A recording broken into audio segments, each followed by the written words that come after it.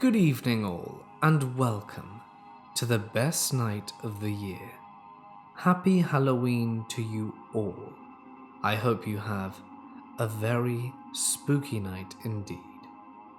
If it is spooks you're after, then you have certainly come to the right place. For tonight, we have 100 tales of ghosts and paranormal, which I'm sure many of you will find creepy. So for now, it's time to get comfortable. It's gonna be a long ride, so let the darkness take control. My family owns a country house in rural Missouri that I grew up visiting pretty often. There were plenty of beds and rooms to sleep in, but I always stayed in a room in the basement since it stayed nice and dark well into the day, and the bed in that one was by far the comfiest. Ever since I can remember, I always had a weird feeling when I went down there, but I was usually so tired from running around and doing farm work all day that I had no trouble falling asleep. So, it never really bothered me. Stuff started to really pick up around the time I was 12 or 13. The one thing that really sticks out was one night when I was drifting off to sleep. I kept seeing a human-sized shadow walk past my room. This room was at the end of a hallway, and I saw it slowly walk back and forth past my room about 3 times, almost like it was someone on patrol or something. I always kept the door slightly ajar, and the bright hallway light on because of the creepy vibes. Finally, I saw whoever it was stop in front of my door and wait there for 3 minutes before moving on. The part that really freaked me out and confused me was that the hallway boards are normally super creaky. Like even my little 12-year-old body would make these things pop and crack like crazy. So I knew whoever was walking in the hallway at night couldn't have actually had any weight on them. The other thing that happened that really freaked me out actually caused me to stop sleeping in that room again. I was laying in bed, but this time I had just woken up and was laying with my feet hanging off the end of the bed, when clear as day, I feel a single finger trace a line from the heel of my foot to the tip of my big toe. I even felt the damn fingernail at the tip of the finger. That same day, I went to my grandma and told her everything, and that I didn't want to stay in that room, and could she please make a bed up for me in an upstairs room. It was then that she told me the family secret. My great-grandpa built that house in the early 50s, but in order to do it, they dug up the grave of a Confederate soldier and moved his grave to a new spot 50 yards away. They had a priest bless the new spot and everything, but apparently that wasn't enough for the soldier. The adults in the family kept this from us kids so that we wouldn't get freaked out staying there. There was another time that I had been running around and came inside real quick to use the restroom. I ran through the living room and saw an old man wearing overalls facing a giant bookshelf and looking at all of our family photos. As I ran through the living room towards the bathroom, he just slightly turned his head and smiled at me. My grandpa was also somewhere around the house, so I just assumed it was one of his friends or people working for him and thought nothing of it. I never saw him again after that, but a few years later I was flipping through old family pictures and recognized one of the people. It was the same man I had seen that day wearing the exact same outfit. Jean overalls and a plain white t-shirt, with the same sweet smile on his face. I asked my grandma who that was. Turns out it was my great-grandpa, the man who had built the house, and who died 20 years before I was born. Even though I never saw him after that, I would always come back to the living room to see his favorite old rocking chair rocking back and forth. It never freaked me out because I knew who it was, and that he was probably just saying hi and enjoying his old favorite spot in the afterlife. Also, by the time I had told my grandma about all the weird experiences I'd had, and she explained to her that several of the women in my family have a knack for seeing ghosts and stuff, It made me feel better, because I literally see something or have very freaky dreams every time I visit. Things I've also heard and seen include a random little girl watching me while I was sleeping, a young Native American man watching me and saying something I couldn't understand, random objects moving to different places when no one was there, a baby crying when there was no baby around, and just general nuisances from that Confederate soldier in the basement. I think he enjoyed trying to scare me, so I really didn't like him.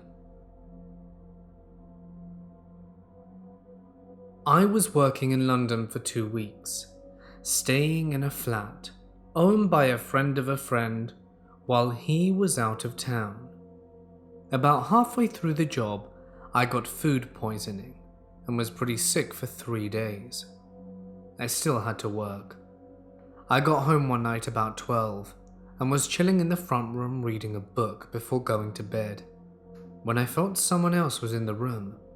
I looked up and there was a Native American dude stood in the middle of the room.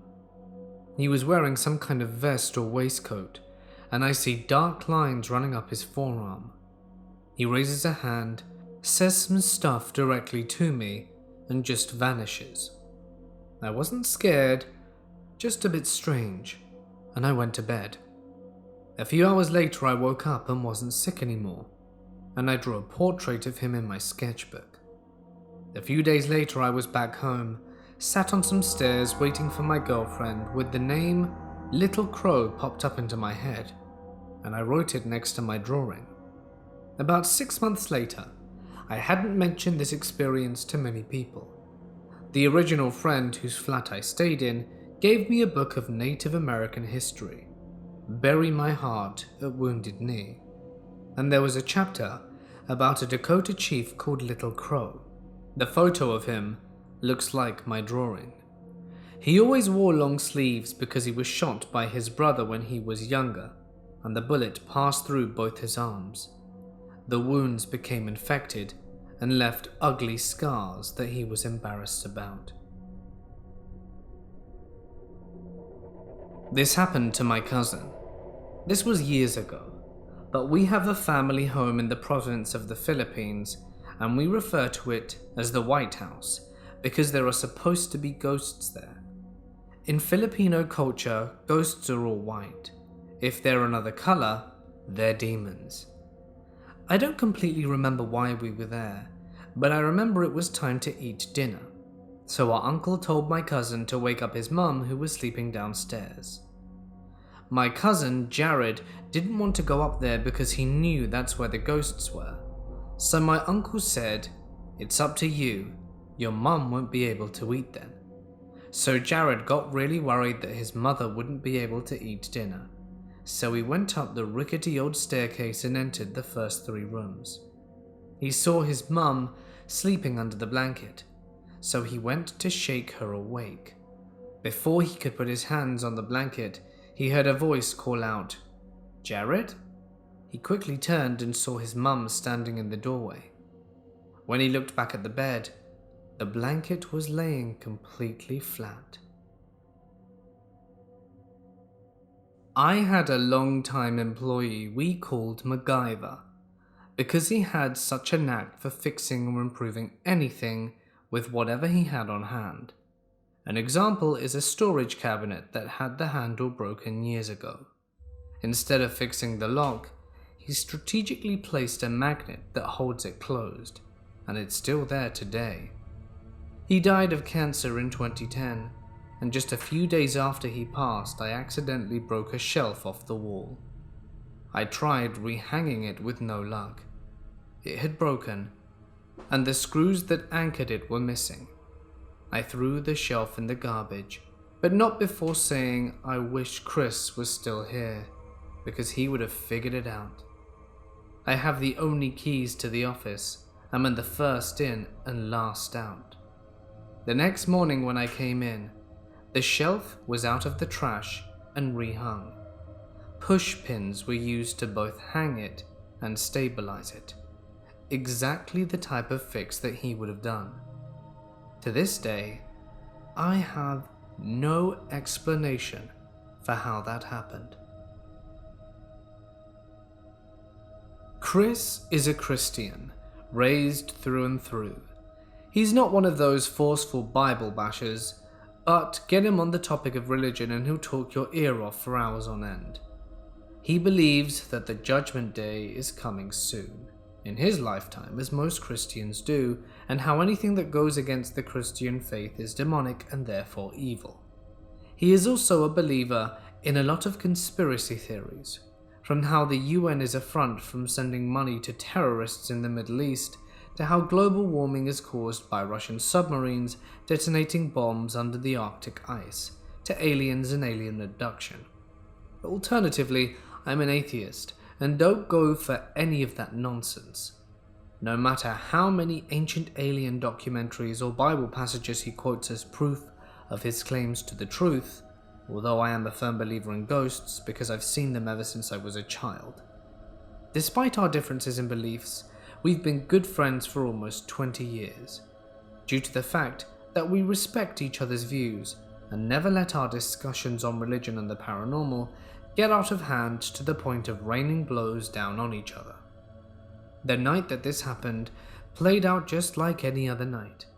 He had dinner, spent some time playing music in his stack of vintage cassettes, and scolding one of his cats, Bingo, for knocking down some of the World War II model planes that he builds for a hobby. It was around 10:30 p.m, which according to Chris was late, and he decided to call it a night. He was awoken maybe an hour later to hearing scratching sounds at his bedroom door.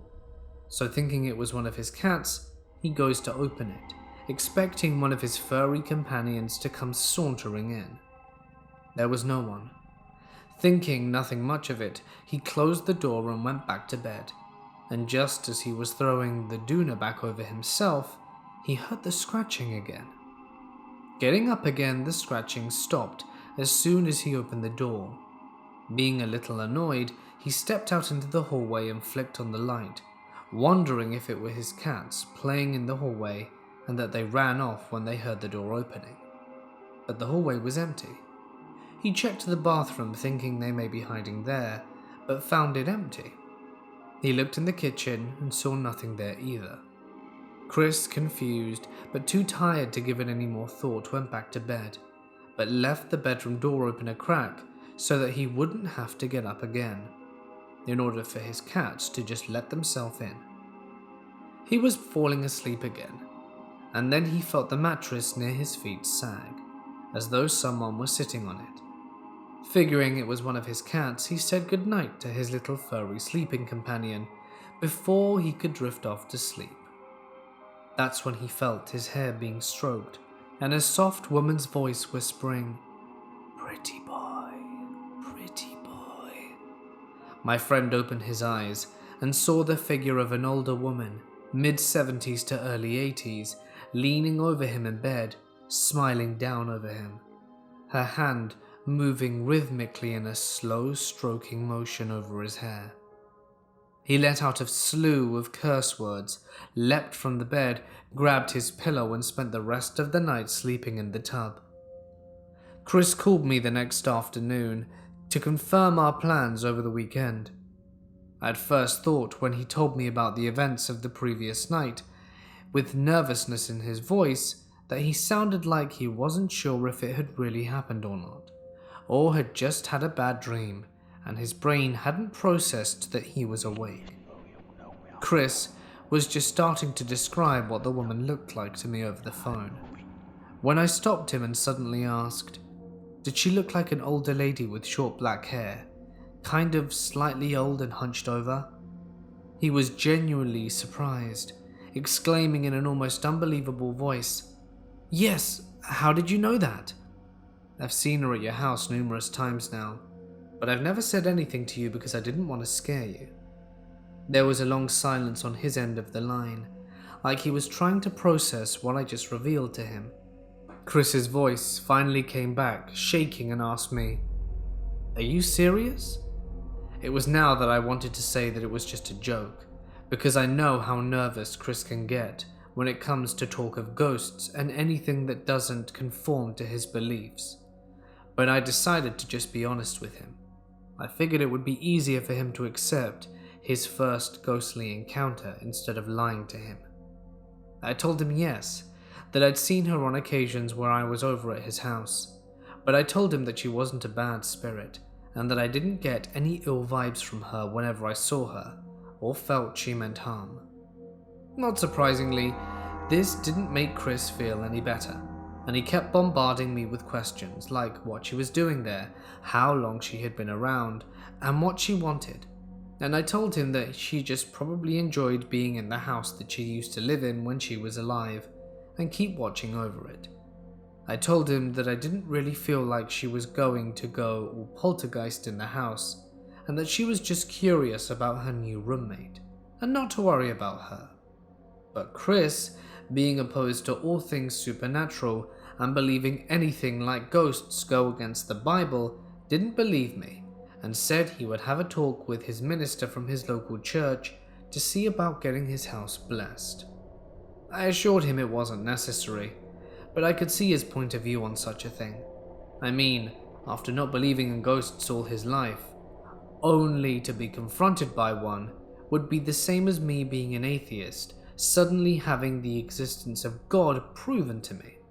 So Chris and his church minister held a short service at his house, whereby at the end, Chris was told that the old woman had found peace throughout their prayers and was able to move on. I visited Chris's house a week after the blessing, where after some time of hanging out and having him show me his latest model airplane, did he ask me, "Do you know if that old woman's still here?" I shook my head and said nope, can't see her anymore, even though she was standing in the doorway between the hallway and the lounge room. I figure there's no sense making the poor guy worry over something he cannot control. My old neighbours were moving out and paid me £50 a month to keep their old house clean and locked up while they were trying to sell it. One day, a random couple from a few doors down came to my house to tell me that they had seen someone inside the house and wondered if it was me. I grabbed my torch and me and my dad ran over to the house thinking that some squatters had thought they'd hit the jackpot. But when I went in, the place was completely empty.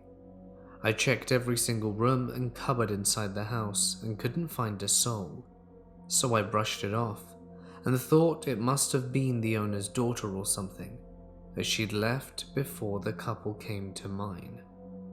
I spoke with the couple a few days later and told me that they were absolutely 100% certain that they saw the bedroom light turn on and saw two children playing in the room. I told them that it must have been the owner's daughter, as she has two children, and they told me that they had spoken with her and she hadn't been to the house all week. I laughed it off, thinking that the couple must have been seeing things, but ever since that day, I've had a very weird feeling come over me every time I walk into the house. It's sold now though, so the ghost kids are no longer my problem. Ever since I returned home from a 4-month trip, my room wasn't the same anymore. When I was there, I usually felt a warm feeling of security and coziness, or at least I didn't feel a feeling of dread or hopelessness. I'm a guy and live with my mom and 2 younger brothers in a town in a very isolated valley in the middle of nowhere, and not even in town but rather a few kilometers from it. And on top of that, my room isn't in the house but outside of it, a shed that we revamped into my room. Well, the thing is that the first night I slept there after I came back, I immediately felt a difference. The air felt heavier, and a soft breeze blew on me all night, and I felt an ominous presence standing in the opposite corner of the room, even though I had my lamp on all night, and there wasn't anything there.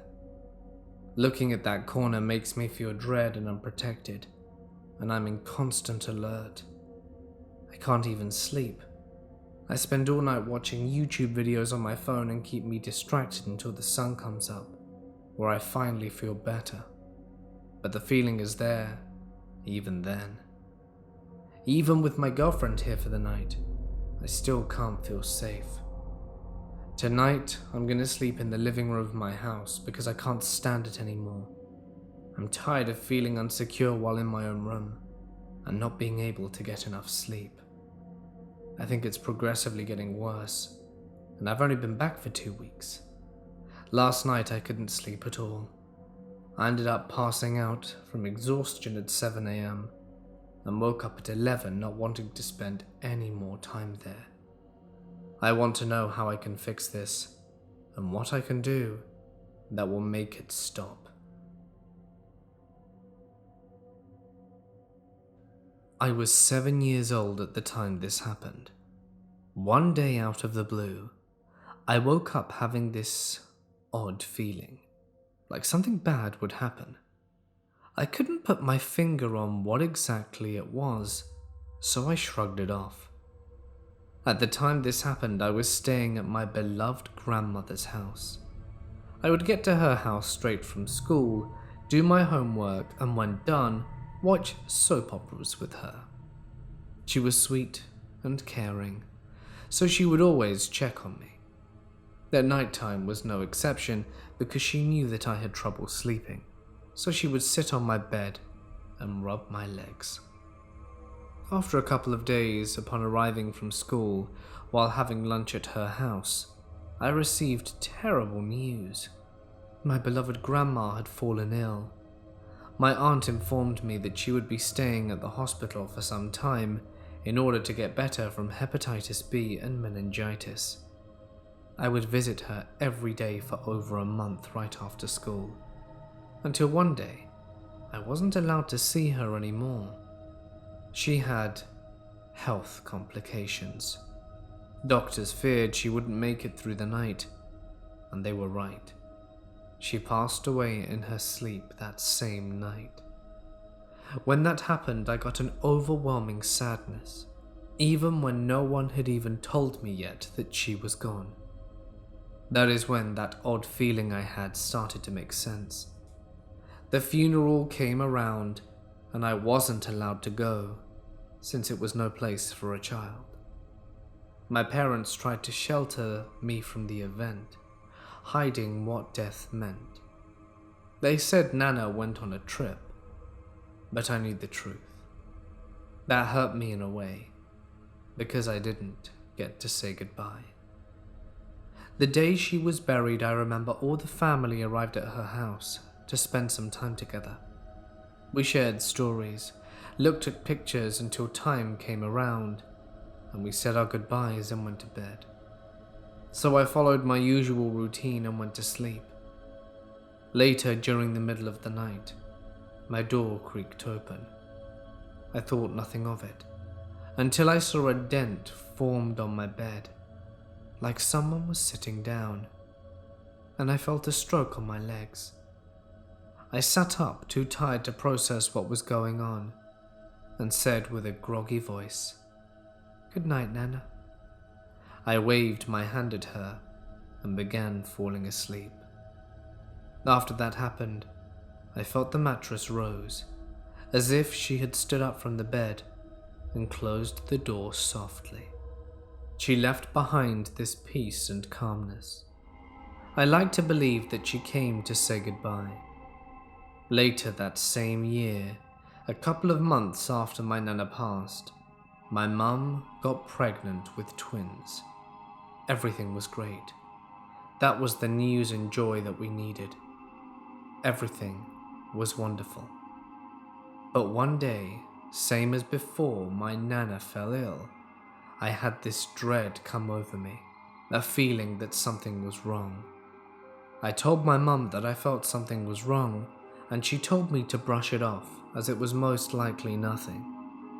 A few days after this, I sort of forgot about the feeling, carried my day on as usual and went home after school. I was alone in the house doing my homework at the dinner table, when out of nowhere I heard the sounds of babies crying from the room my parents were setting up for the twins. I could distinguish 2 different cries. This feeling of dread and sadness washed over me again. I decided that since I was about to be a big sister, I had to see what was going on in my baby sibling's room. Somehow I managed to gather up the courage, stand up and walk towards the door. As I approached the room, the crying started to fade away, when it was really intense before. The moment I placed my hand on the doorknob, the crying stopped. I opened up the door, and the room is empty. That night, my dad came home and told me that my mum was in the hospital and that she would have to stay there for some time. Also, that's when she came. The babies were not going to be in her tummy anymore. Also, that when she came, the babies were not going to be in her tummy anymore. He made sure I understood they were not coming because they had passed away. I looked at my dad, muttered okay, and went to my room. I laid in bed and cried non-stop until I fell asleep. Yet I woke up in the early dawn to the feeling of a hand on my leg, but I wasn't scared. So I looked over and saw a dent on my bed, the same way it happened a few months ago. I had this undeniable feeling it was my Nana.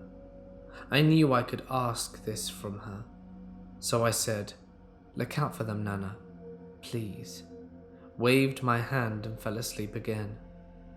In the morning I awoke, knowing that everything would be alright. Since that time, 14 years ago, I have not felt Nana's presence again, but I still get that dreadful feeling every time something bad will happen. You might think I'm bluffing, but it's true, and I don't like getting that feeling. It causes me to become quite anxious and reserved. Sadly, that odd feeling never fails. One time I knew a friend of mine would lose his mum, and I couldn't stop it.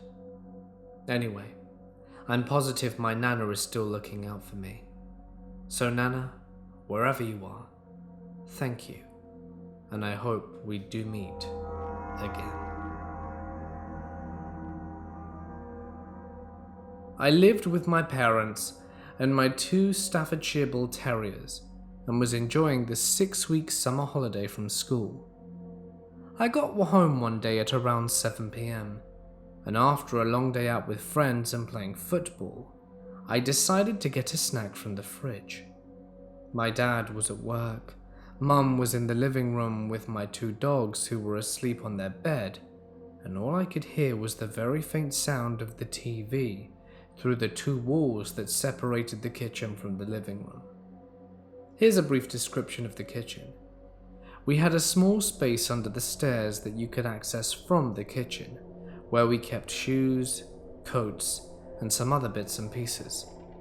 The fridge was literally 5 steps away, and the space under the stairs would be on your left-hand side when facing the fridge, and is nearly pitch black, as we had no light in there.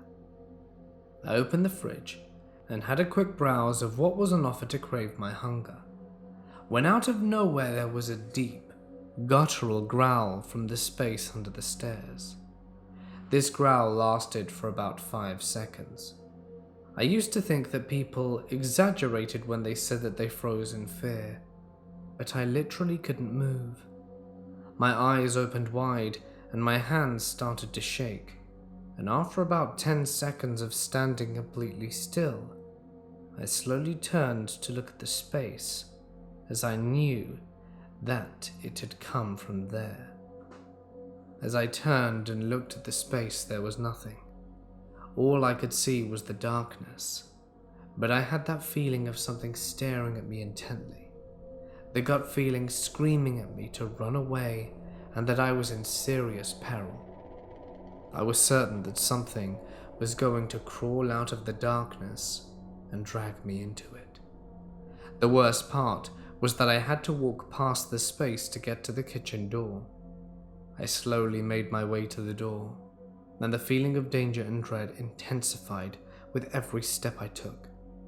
I ran the last few, swung the door open, and bolted into the living room.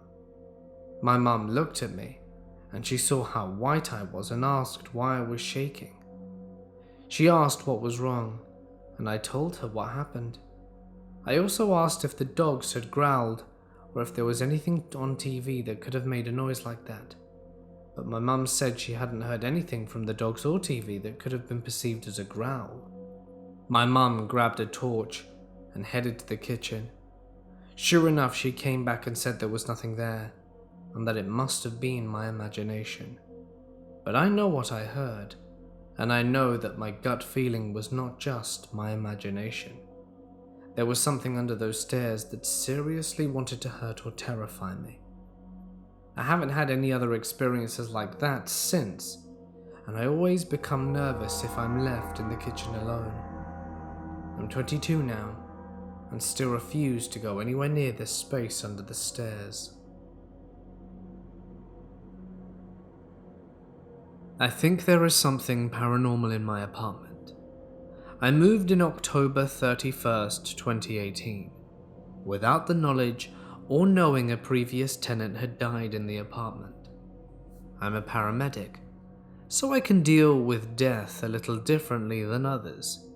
So when I found out from my downstairs neighbor, Gina, it didn't bother me. According to my neighbor, the tenant, Katie, was a younger female in her early 30s, who had reluctantly given birth to her first child. Gina said Katie was a nice woman, but had history of drug abuse and had an abusive boyfriend who was also her drug dealer. Shortly after, Katie gave birth to her child, and she was found dead in the apartment from a heroin overdose while holding the baby. I did not ask specific details of where she was found, because that I didn't want to know. I work night shift, so I am usually sleeping during the day, unless it's the days off where I try to turn myself around and be a normal human being to interact with the world at daytime. For the past month and a half, I've been waking up between 3 and 3:30 and can't explain why. Sometimes I will have to use the bathroom, and other times I just wake up and am unable to go back to sleep. About a week ago, something eerie happened. I was asleep in my bed with my dog and cat when I woke up to what sounded like a woman screaming bloody murder in my ear. It didn't jolt me awake or startle me. I was more confused than anything. Afterwards, I was unable to fall back asleep and just stayed awake until the afternoon because I worked that night, and when I looked at the time, I noticed it was 3:13 a.m. I got home after work at around 8 a.m. I laid down and had trouble sleeping because my downstairs neighbor Gina and her husband Robert were pulling up carpet and pounding on the walls with what I can only assume was a hammer for 6 hours, because when I woke up at 2 p.m. they were still at it. I attempted to go to sleep around 10 p.m. that night, but probably fell asleep at midnight. I woke up at 3:12 a.m., annoyed not being able to fall back asleep, but something was off this night. I sleep with my door cracked open, so that the cat can come and go as it pleases, and I've never had an issue with it until this day. I felt as if someone was watching me in the hallway. I then rolled over and scrolled through Facebook for about an hour and a half, and decided to go run a bath. I got out of the bath at 5 a.m. and walked into my bedroom when I heard a sound at the front of the apartment. I can't really describe the sound, but if anything it sounded like a thud. I walked out of my room and into the front of the apartment and saw that the light cover to my kitchen light was hanging. I thought it was odd, but really didn't pay attention to it and put it back. I took my mum to breakfast that morning and decided to tell her what I had experienced. She knows about Katie's passing in the apartment, and she has also experienced paranormal activity personally. My mum kind of shrugged it off and said I have difficulty sleeping due to working nights and that a light cover falling isn't a big deal. Respectfully, I agreed, and after breakfast we went to the grocery store and I returned back to my apartment. And my brother came over to help bring up all the groceries because I live on the second floor and no one likes doing multiple trips to get groceries out the car. While I was finishing, my mum called me and asked where I was. When I told her I was still at my apartment, she asked if I was messing with her. Confused, I said no and asked why. At that point, my mum told me to hurry up and get to her apartment. When I arrived, my mum was in her bedroom looking visibly nervous. She was supposed to have come and inspected her sprinkler that day in her apartment, and so she had her bedroom door shut. She said that while she was laying in bed, someone knocked hardly on her door 3 times, causing the entire door to shake. After opening the door, she noticed no one was there. She said that she checked the entire apartment and no one was in it, and that the front door was still locked. Trying to recreate the sound and shaking of the door, the only possible way was if someone knocked directly on her bedroom door with force. After leaving my mum's apartment, I went back to mine, and once I met the front door, I had an uneasy feeling. I can't explain why, but as soon as I got up to the door, it just felt like a negative energy. I went in, greeted my animals, and decided I was going to take a nap, due to barely getting any sleep the night before. I went into my bedroom, which is in the very back of the apartment, and went to lay down.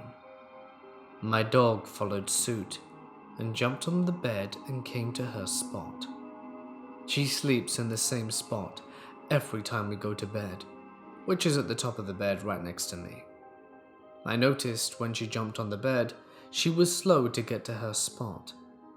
Once she did, she immediately looked up at the ceiling above my head, prompting me to look and see if there was a bug. There was nothing. My dog proceeded to look at the ceiling and look away for short periods of time. Approximately 20 minutes before, she refused to sleep in her spot and went to the end of the bed to lay down, still looking at the ceiling. I was unnerved, but somehow managed to fall asleep. When I woke up about an hour later, I was drenched in sweat, like you would have to be breaking a fever. I kept my apartment at 68 degrees Fahrenheit during the summer. I have a fan on me and sleep in light clothes. I usually get cold and do not wake up hot, so I thought this was odd. Later that night, I had a friend over and we were sitting on the couch watching movies. Let me explain the layout of the living room. When you walk through the front door, you're immediately met by a wall. If you look to the right, there is a closet, and if you look to the left, the living room is right there. I have a sliding glass back door that leads to the balcony, with the blinds that almost every apartment complex has.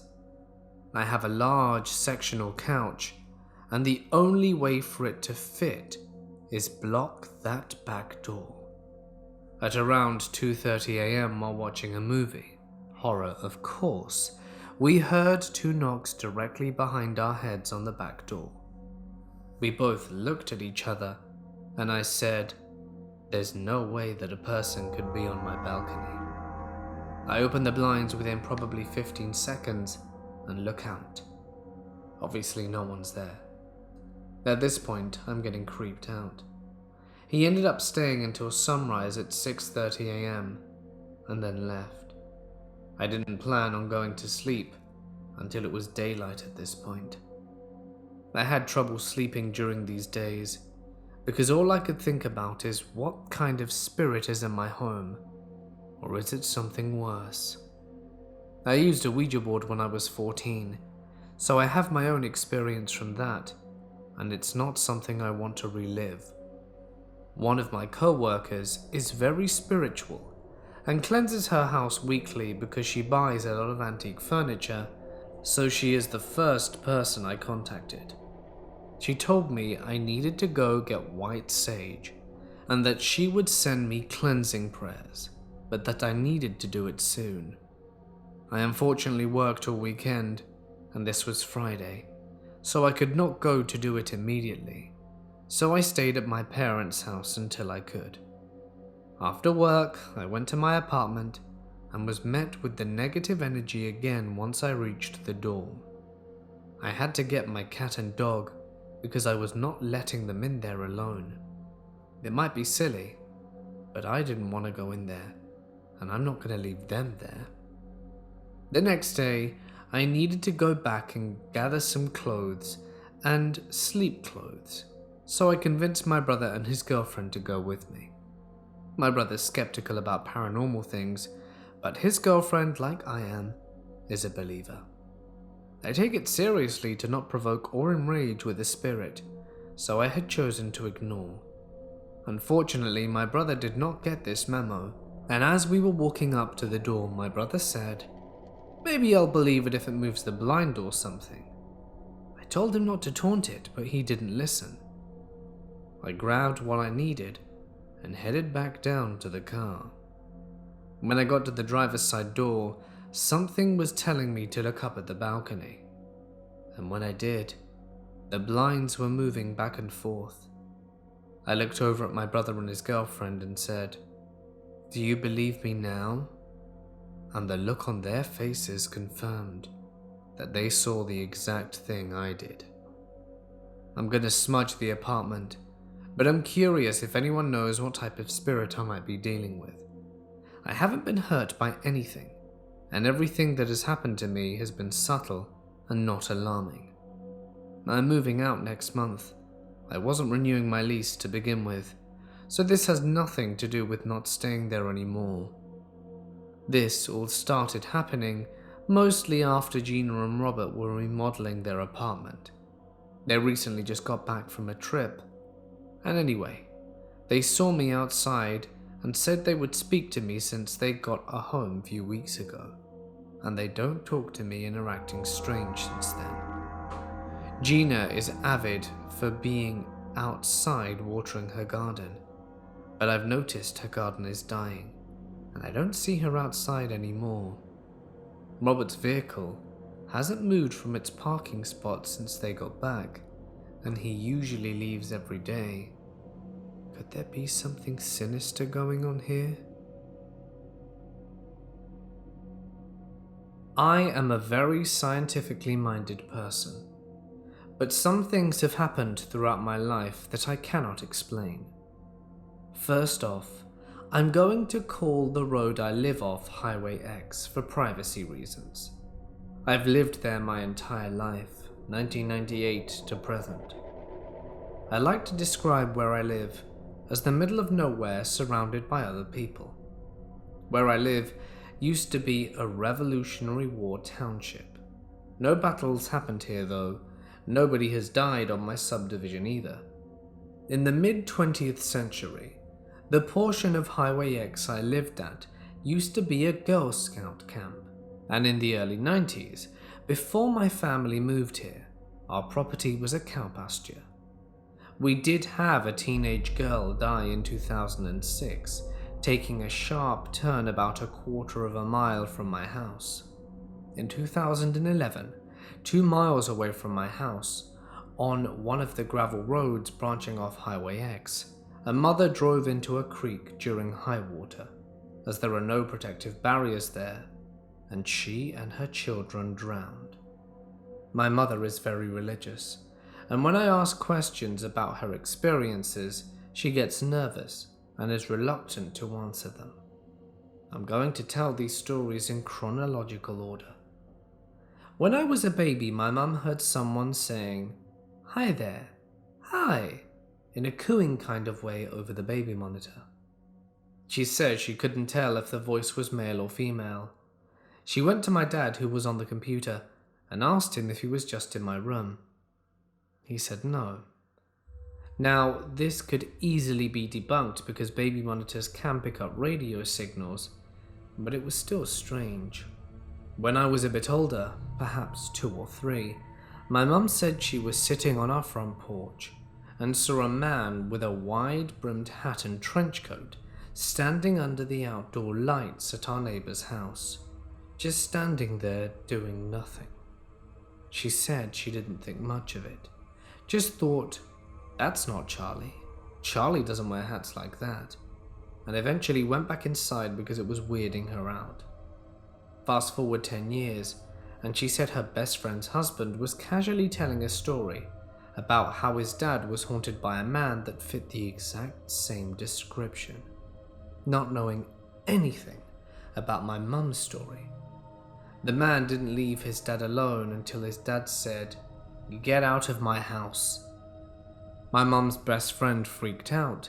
When she was little, she saw a man exactly like that pass a window at her grandma's house. And then my mum freaked out and told her story. My mum told me this, so I consulted my best friend Google, and apparently it's something a lot of people see. Around the same time she saw the man in the hat, my dad heard someone knock 3 times at our door. It was nighttime, and my dad looked out the window to see no one there. My mum grew up hearing stories from my grandma, a nurse, who always told stories about people at her job hearing 3 knocks on the door, opening it, and then dying soon after. So of course my mum freaks out and tells her not to open the door. When I was about 12, I started getting hypoagonic hallucinations. When I'd close my eyes, I would see vivid, disturbing images, oftentimes of people being hanged or covered in blood. It was terrifying, gory stuff, and I hadn't seen my first horror film until I was 16. So of course it really bothered me, and I wasn't inspired by anything I'd seen on television. It stopped happening once I moved into my dorm. But when I do get this, it's only at my house. When I was 13, we had a light switch in the basement that could dim when you press it. I had a sleepover in the basement with my friends, and we were talking about boys or whatever 13-year-old girls talk about. And suddenly, the lights started dimming and brightening repeatedly. We, of course, freaked out, and then it stopped, and never did it again the entire time we had that lighting set up. One night when I was 15, my ex-boyfriend and I were driving down Highway X, and both complained about feeling like something was wrong.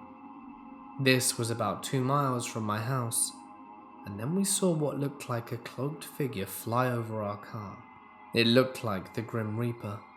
We both saw it, and we both screamed in unison.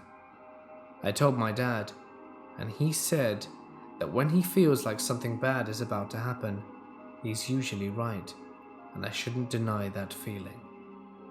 2 years later, I walk past the hallway entrance and I hear, "Hi," right in my ear, loud and clear. I shrieked and I sprinted to my mum and asked her if the TV was on in her room, and she said no. She was right. A few months ago, I walked into the living room and saw my mum's recliner was empty, and I remember thinking, wow, my mum must have went to bed already, and she didn't even tell me. The next morning, my mum asked me if she talked to me after she left for bed. I told her no, and that I remember thinking it was odd that she didn't even say goodnight. She said she woke up after falling asleep in the recliner and saying, "I'm going to bed." And she heard a voice behind her that didn't exactly sound like me say, "Oh, you're going to bed?" She also said our next door neighbor had something in her house, but didn't elaborate and didn't give me a time frame or anything. When she told me this, I already asked enough questions about weird stuff going on around Highway X, and she's not comfortable talking about the paranormal too much because she's afraid it'll invite spirits. My grandpa told me this story about his mum. They were both extremely down-to-earth, honest people. So this is the only supernatural story that I fully believe. His mum had a display case full of china and silverware. If you've never seen something like this, imagine a bunch of glass cupboard-style doors made of glass. You couldn't touch any of the contents without opening the door. Also, it's a display case, which means that no one ever opens it, unless they're bored of the display. So she's walking by this in her living room, and as soon as she just passes it, one of her favorite spoons crashes to the floor. My grandma described it much more than a fall. It was as if someone had thrown it to the ground with force. Shivers went down her spine. She quickly jumps around and sees what she expected. A spoon about 10 feet from the display case. She didn't know what else to do, so she opened one of the doors and put the spoon back where it belongs. When she shut the door, she gets a call and answers it to find out her brother had passed away. The craziest part to me is that a year after I heard this story, my close friend told me an almost identical story, save with a fork. I do not and have never believed in anything supernatural, but I fully believe this, and have spent a lot of time thinking about how this is possible. I don't fully believe it yet, but my best explanation for this is that our souls don't die, and that they are always a part of our life somehow. This happened about 7 years ago. I was 16 years old at the time, and was home alone with only my younger sister Nadine, who was 9 at the time. Our only parent was my mum. She worked a full graveyard shift from 10 to 7, and we had easily become accustomed to it, because we would usually be asleep or at school when she was working. Every night was the same.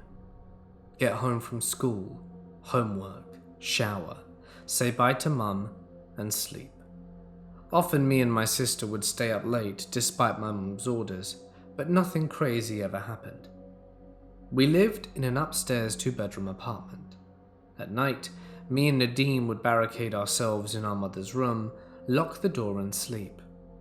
We were always too scared to sleep in separate rooms.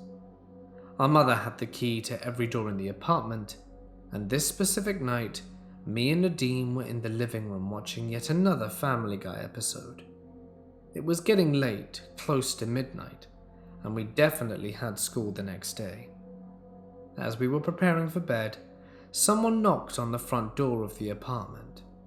Now, this apartment complex had 2 doors, one metal door on the outside, and then the door made of wood which was technically inside. Therefore, one would need to unlock 2 doors before they could get it. I looked at Nadine. Is Mum home early? I put my ear to the door, and then they knocked again. Who is it? I said through the door, and there was no response. I ordered Nadine to call Mum, but there was no answer. I looked through the peephole and couldn't see anything. It was dark, and whoever it was wasn't tall enough to even see a silhouette. Nadine went to unlock the door, but I yelled at her to stop. My mum always told me she would call for an emergency, and she has the keys to the apartment, and she would have no reason to knock. Before I could come up with a plan, whoever was on the other side of the door began pounding on it as they were no longer knocking. It sounded like they were banging with a closed fist. As if on cue, Nadine and I ran into my mother's room and locked the door. She began to cry, and I tried to console her but was too scared. I waited a few moments in hopes that they would go away, or my mum would call and yell at us to open the door. 2 minutes passed, and my mum called us back. She saw that we called her and took a break as soon as she could call us back. I told her about the knocking, and she urged us not to exaggerate. Whoever it was gone now, and we were okay. She blamed it on perhaps a lone drunk or someone looking for trouble, but regardless, to not open the door, and told us to go to bed. I'd been tossing and turning. It had been about an hour since the first knocking, when suddenly it started up again. Nadine and I shot up. The knocking was now at our bedroom door, and there were no lights on in the apartment, which spooked me further. "Who's in our home?" I called my mum, and she answered on the first ring. "They're knocking at the bedroom door." I was in tears, beyond scared. Nadine had hidden in the closet. While my mum was on the phone, they pounded on the door again, and I extended my arm out with the phone in hand so that she could hear. The pounding was so intense, I felt at any moment how they would break the lock on our door and rush in. She called 911 and came home that night. When she reached the front door, both doors were locked. The officers searched the home for any signs of entry, which wasn't likely since we were on the upstairs level. Nothing was ever found. Nadine and I still talk about this stuff sometimes, because if it hadn't have happened to both of us, I don't think either of us would have believed each other. A few years ago, my sister was married to a soldier in the British Army, and he was stationed in Germany. We all visited her, and she knew I was interested in history. So for a day out, we visited Belsenbergen, the former Nazi concentration camp. As we were walking around, my sister was pushing the pram with my nephew in it. He was 1 or 2 years old at the time. The thing about Belsenbergen is that after the way it was burnt to the ground, it's more or less blank fields. As we walked, we passed a tree. When my nephew asked my sister who the kids were behind us, we all turn around, and no one's there. My sister asked, "Which kids?" And he replied, "The ones in pajamas." Yet again, no kids to be seen anywhere. We all knew for a fact that he had no idea what country he was in, yet alone know about the horrible events which had occurred in that camp. Big up Niam.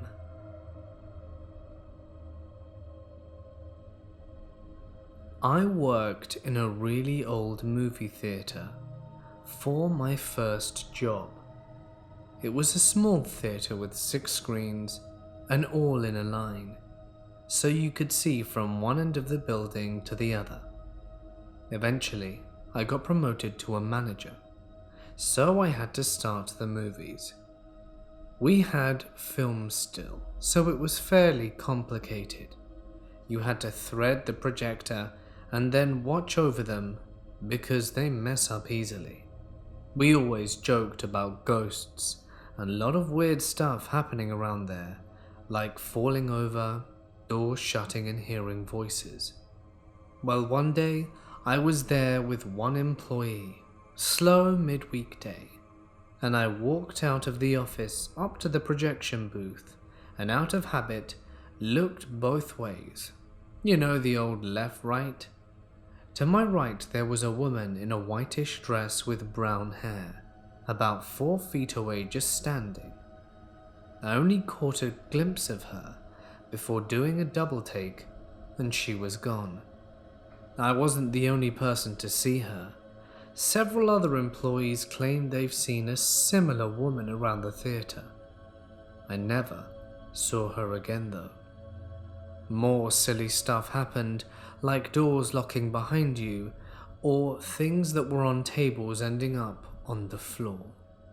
Our projectors were old film projectors, and more than a few times one of us would forget to start a movie on time, only to find it had been already started for us. Another manager claimed that she saw the ghost woman who was called Sarah in the window upstairs when she was leaving for the night. One time we were watching a movie after hours, and we heard a series of what sounded like tin cans fall in succession around the theatre walls. There were some rumors that Sarah was a projectionist at an old theatre elsewhere, who somehow ended up buried in its walls, and pieces of the building were used in the construction of ours. But we never found any evidence to back up this urban legend.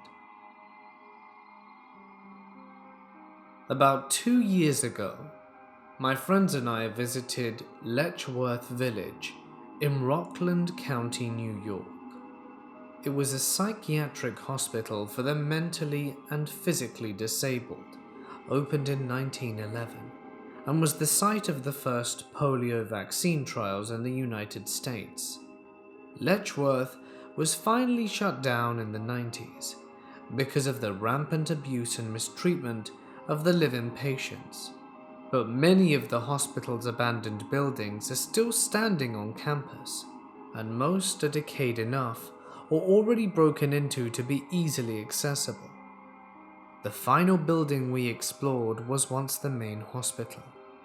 My friend mentioned that this place was apparently featured on some ghost hunters type show, one of the most haunted places in America, or something like that. And we were pretty excited when we saw that someone had graffitied on the walls, "The ghosts are here." The first room had rusted metal bars suspended by wires hanging from the ceiling. This in itself was not out of the ordinary, but as we entered, a gust of wind shook the bars, which began to swing and clank eerily against each other. Needless to say, it was a nice spooky entrance. Upon entering that tetanus trap, we entered a long hallway with a big staircase leading to the basement and the second floor. Ignoring every single horror film infused instinct to not go down the flight of foreboding stairs into what could very well be the gates of hell, we climbed down to the basement, which of course was extremely dark, save for a welcoming burst of light streaming in from a broken window near the stairs. With our flashlights on, we made our way slowly through the basement hall, and at about halfway we found the old morgue. One of my photographer friends had set up his tripod and began taking a long exposure of the morgue as the rest of us waited and jokingly tried to convince him to climb inside of it. As this was taking place, I happened to look back down the hall from where we came. I couldn't make out any details of the hallway except for the beam of light at the other end. It looked like there was something partially blocking the beam of light coming in from the broken window. Kind of like a shadow, but more like a silhouette, where a person's upper torso and head would have been illuminated by the light, instead of just darkness. However, the second I noticed it, it moved, and the beam of light was undisturbed once again. Right around that time, my fight or flight instinct kicked in, and my bowels went a little loose at the sound of footsteps that came clearly from behind the doors of the unexplored room ahead of us.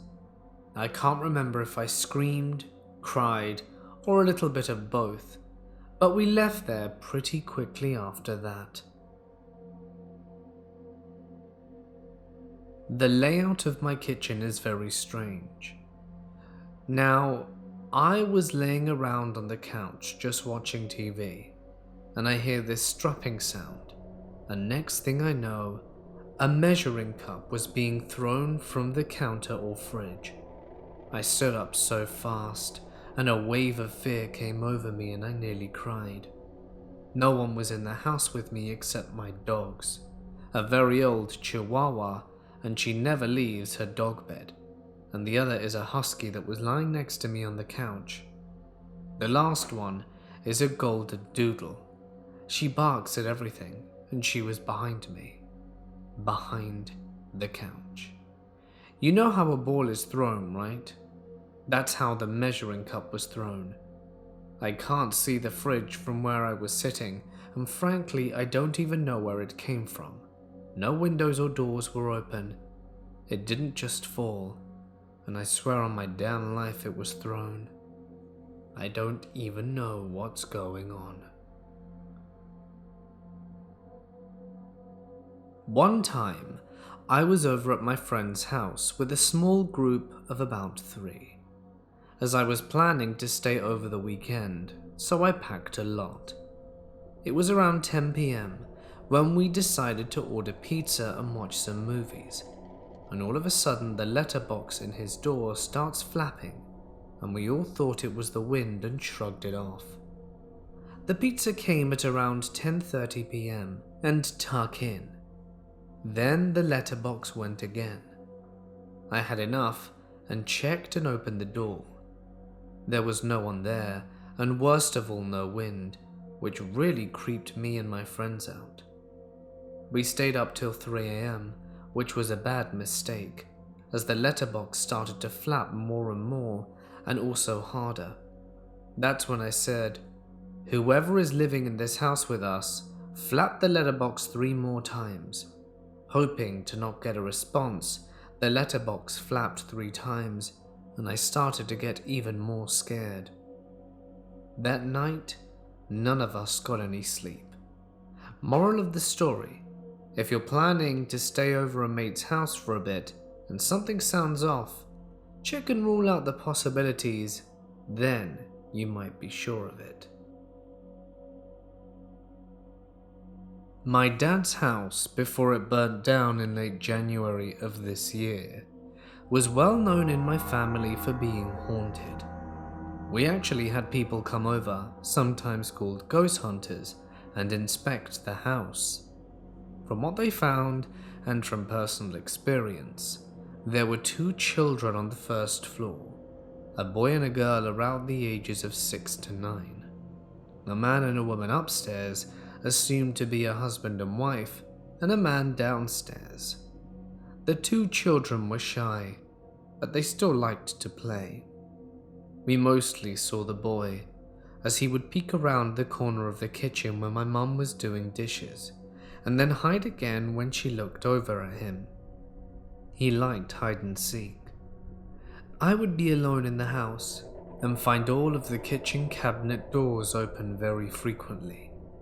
My mum told me that one time, when my dad had left for work and I had just left for school, that I had left the TV on when I left, and that she heard a laugh coming from the living room.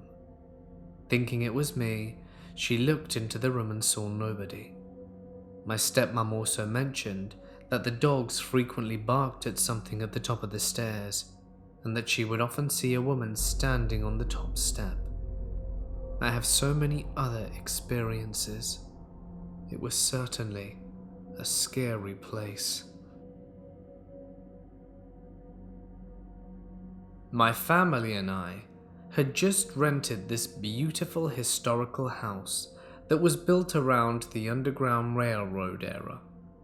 It had small hideouts and doors where slaves would hide in, and as soon as we moved it, we got uncomfortable vibes from it. We'd hear footsteps coming from the upstairs when everyone was downstairs. The TV would turn on and off by itself, and doors would open and close by themselves. We eventually accepted the fact that we had a ghost, and it seemed harmless. So we called her Claudia. Each of my family members had at least seen Claudia once. She was a tall, dark figure who could move fast. Most of the hauntings would come from my bedroom, and it was always cold and had an unpleasant smell. My little brother began sleepwalking and would have terrible nightmares. One night became the final straw for my family and our relationship with Claudia. My sister and I were away at a friend's house, while my parents and brother were at home. The whole house was asleep when my dad woke up from screaming coming from my bedroom. When he ran out past the living room where my little brother liked to sleep because of his sleepwalking, he noticed that my brother wasn't there. So he ran upstairs where he met my older brother, who had heard the screaming as well, and they saw that my bedroom door was shut and that my little brother was screaming in the room. They both went to open the door, but it was like something was blocking it. And when my dad could finally bust through the door, a black shadow ran right past him and my brother. He entered the room, and it was freezing. He could even see his own breath. He looked over at my little brother, who was laying on my bed covered in sweat and tears, and started yelling his name to wake him up. But my little brother pointed, still asleep, at the corner of the room and started yelling, "Get her, Daddy, get her." My dad looked over but saw nothing but pitch black. That was enough for him. He quickly grabbed my brother, who was stiff as a board, and ran the hell out of there. When my brother woke up the next day, he had no recollection of what happened that night, and still doesn't remember when he talked about it almost 5 years later. We moved out of that house a few weeks after the incident, and my brother stopped sleepwalking as soon as we did. We've heard other stories from the people who currently own the house, but nothing quite as terrifying as what happened to my brother or dad.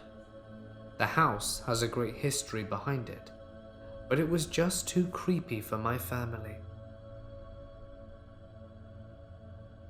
When I was 15, my family went for a trip to a hill station named Shimla in India.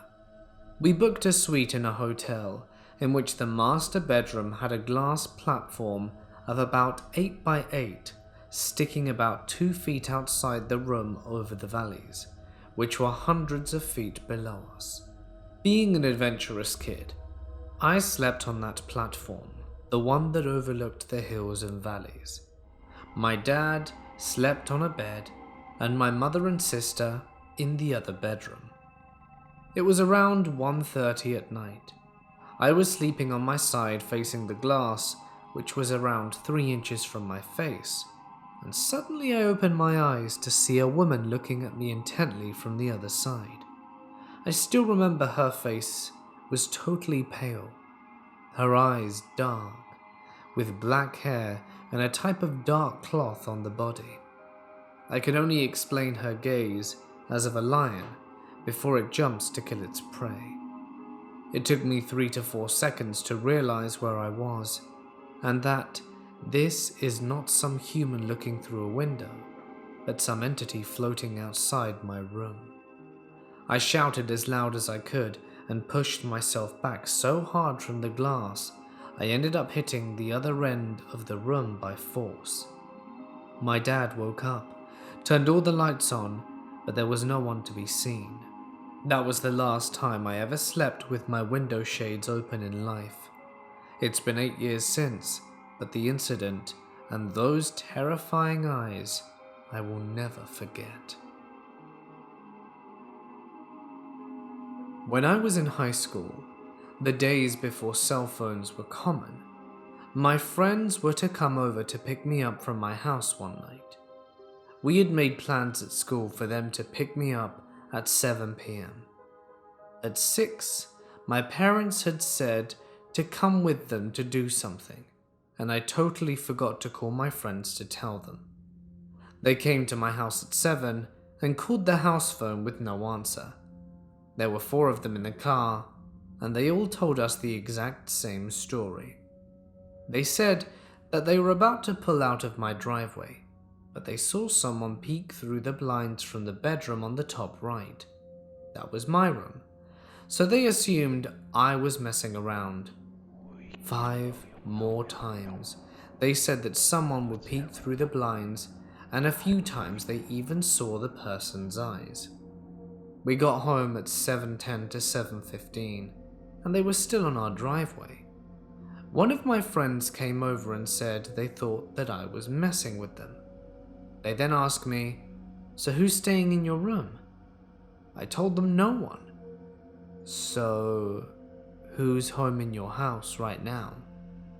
"No one." Their stone-cold faces told me that they had seen something. At first, we all thought there was a burglar, so we called the cops. They came and inspected the house. There were zero signs of a break-in. Nothing was touched, nothing was stolen, and our house had an alarm on it, so there's no way someone could have come into the house without setting it off. My friends, my family, and the cops all kind of stood around for a few minutes, trying to make sense of the situation. My friends swore up and down, and still do, that they couldn't have imagined what they saw. All four of them saw the same things, and it wasn't a particularly dark night, so their eyes couldn't have been playing tricks on them. To this day, none of us can make sense of that situation. So my family has always had something around in every house we lived in. So this house, the one we're currently in, has had some strange occurrences. Our beds would shake like a mini earthquake. My dad said he saw a predator camouflage outline in the trees watching us while checking what my dog was barking at. And we've had them choke us in the night. My sister used to crash in our living room when visiting from school. At this time I was unemployed and staying up until 4 a.m. every night playing video games. One night, I heard a loud gurgling, so I went to check it out with my dog, and my sister had tears in her eyes.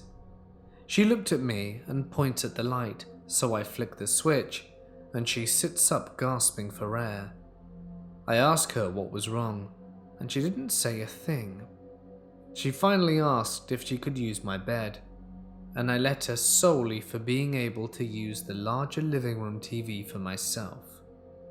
A few months later, I took a nap on the same couch at around 7, but woke up 15 minutes later to see two large glowing circles, eyes, red around the edges, yellow in the middle, and staring at me.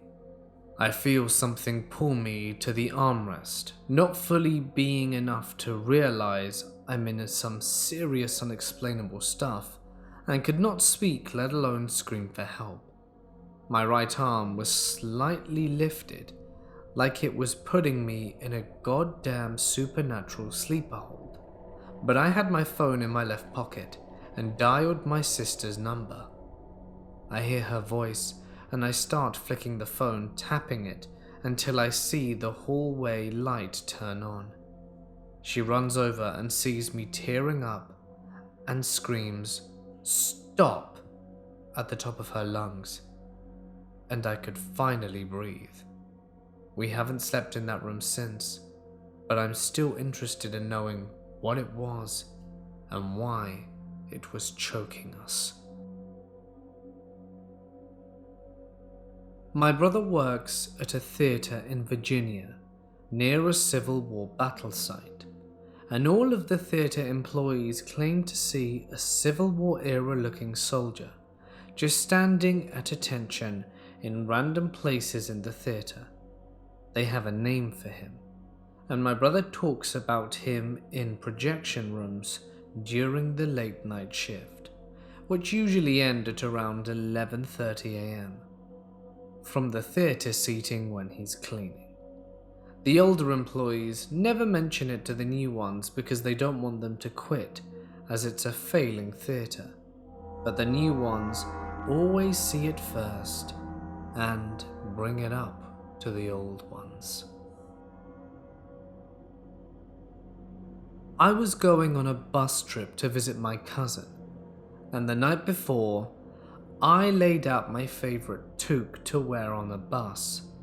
I woke up next morning and it was gone, completely vanished without a trace.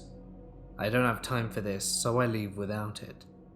So I'm at my cousin's 1,000 kilometers away, and we're playing on a Ouija board.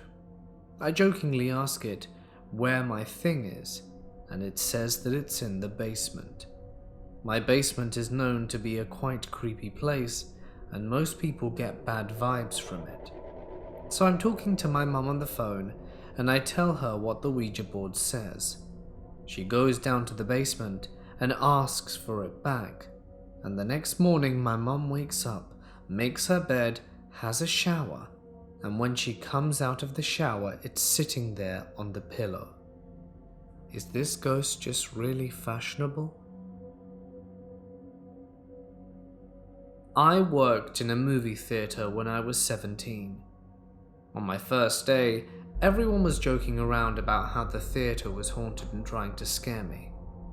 Sometime during this, the manager at the time goes upstairs to talk on the phone with her fiance, as it's a really chilled out workplace. Our theater had 4 screens and a long dark hallway. There was a dark room with 4 old school projectors, and she was sitting on a desk that we used whenever a movie would inevitably mess up and the film would break. This desk was between projectors 2 and 3 on the opposite wall. About 5 minutes later, as we're all standing in concessions goofing off, we hear her running down the stairs. We turn to see why she's running, and she has this confused and angry sort of look on her face and asked us who went upstairs. At this point we were all confused, since nobody had left concessions at all, and she says she was chatting with her fiance when she saw something out of the corner of her eye. She turns and sees the calves/feet of someone wearing blue jeans and white tennis shoes crawl behind projector 4, directly in front of the stairs.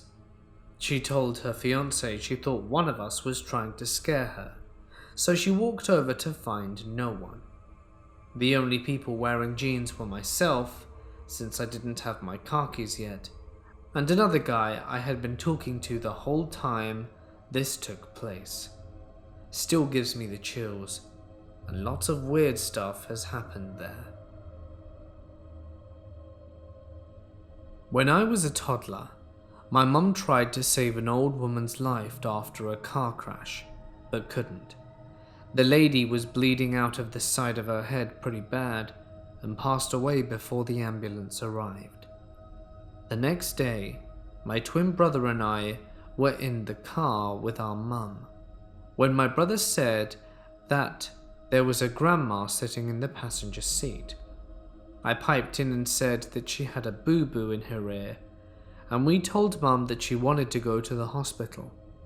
My mother, superstitious as she was, drove all the way to the hospital and dropped off the old lady there. Mum ended up staying at our grandma's for a week after that.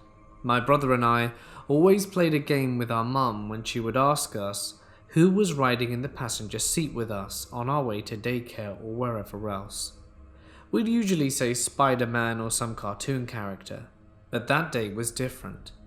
When our mum pulled up to the hospital, we told her that the old lady was asking my mum to walk her to the entrance. Once my mum opened the door, walked slowly to the entrance and opened the hospital door and walked back to the car, we both told her that the lady said thank you. My mum was never in the accident, by the way. She just came across the scene, as that's the kind of woman she is. She tried to help however she could. She's always just been very in touch with the paranormal. I have 2 stories, both when feeding neighbors' cats while they were on vacation.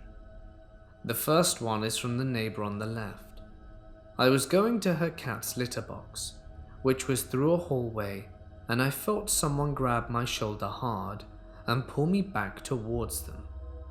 I was almost lifted off my feet, it was so strong. My mum was rooms away, and later we had that neighbor over for Christmas, and she told us that she thinks her mother and father's spirits were still in the house, and that they call her name sometimes. The second is the neighbor to the right. I was with another neighbor/friend, and we were about 14ish. I wasn't the one getting paid, but it just was fun. The neighbor had 4 cats, and I was with 3 of them, and all of a sudden I heard my name. I thought it was my friend calling me, but she said it wasn't. And after she came and hung out with me on the couch, a minute later, 2 of the cats' hairs stand straight on their backs, and they ran into the bathroom and laid in the bathtub. Then I heard my name much louder. I left, and when I got home I told my parents, and they just kind of look at me. Turns out when I was a baby at about 2, before the other neighbors moved in, there was an older lady who lived there and used to love to play with me. She OD'd and fell asleep in the bathtub, and I do not cat sit anymore. A few months after my uncle ended his own life, I had a dream where he was talking to me on the phone. In the dream, he was telling me to tell his daughters that he loved them and that he missed them a lot, but he talked like he was away in the military rather than dead. I also kept hearing weird clicking in the background. When I woke up, I mentioned everything to my mum, and she told me that when he was in the Navy he did Morse code. No one had ever told me that before or even mentioned it since I was alive. So it was weird that I remembered that part of the dream so clearly and made enough of an impression to mention it to my mum. I just started working in a lab in August. Since I started, my co-workers have told me all sorts of paranormal activity that has happened. I listened to their stories, but never put much stock into it. One day, about 3 months into the job, it was late, and I was setting up a specimen and ended up staying behind as everyone else left. The hood I was using was in a corner, and I couldn't really see anything except what was right in front of me without turning my chair. Out of nowhere, I heard and felt footsteps rushing towards me. The lab is on the 3rd floor of a 4-story building, and the rest of the building is completely unoccupied, and a gust flew past me. I turned to look, and there was no one there. I was on my dirt bike riding along some railroad tracks when I came across a tunnel and thought, hey, that looks like a good picture. I pulled out my phone and took some images. When I was done, I looked down the tunnel and I could see the other side, and thought I saw what appeared to be a little girl in a white dress walking towards me.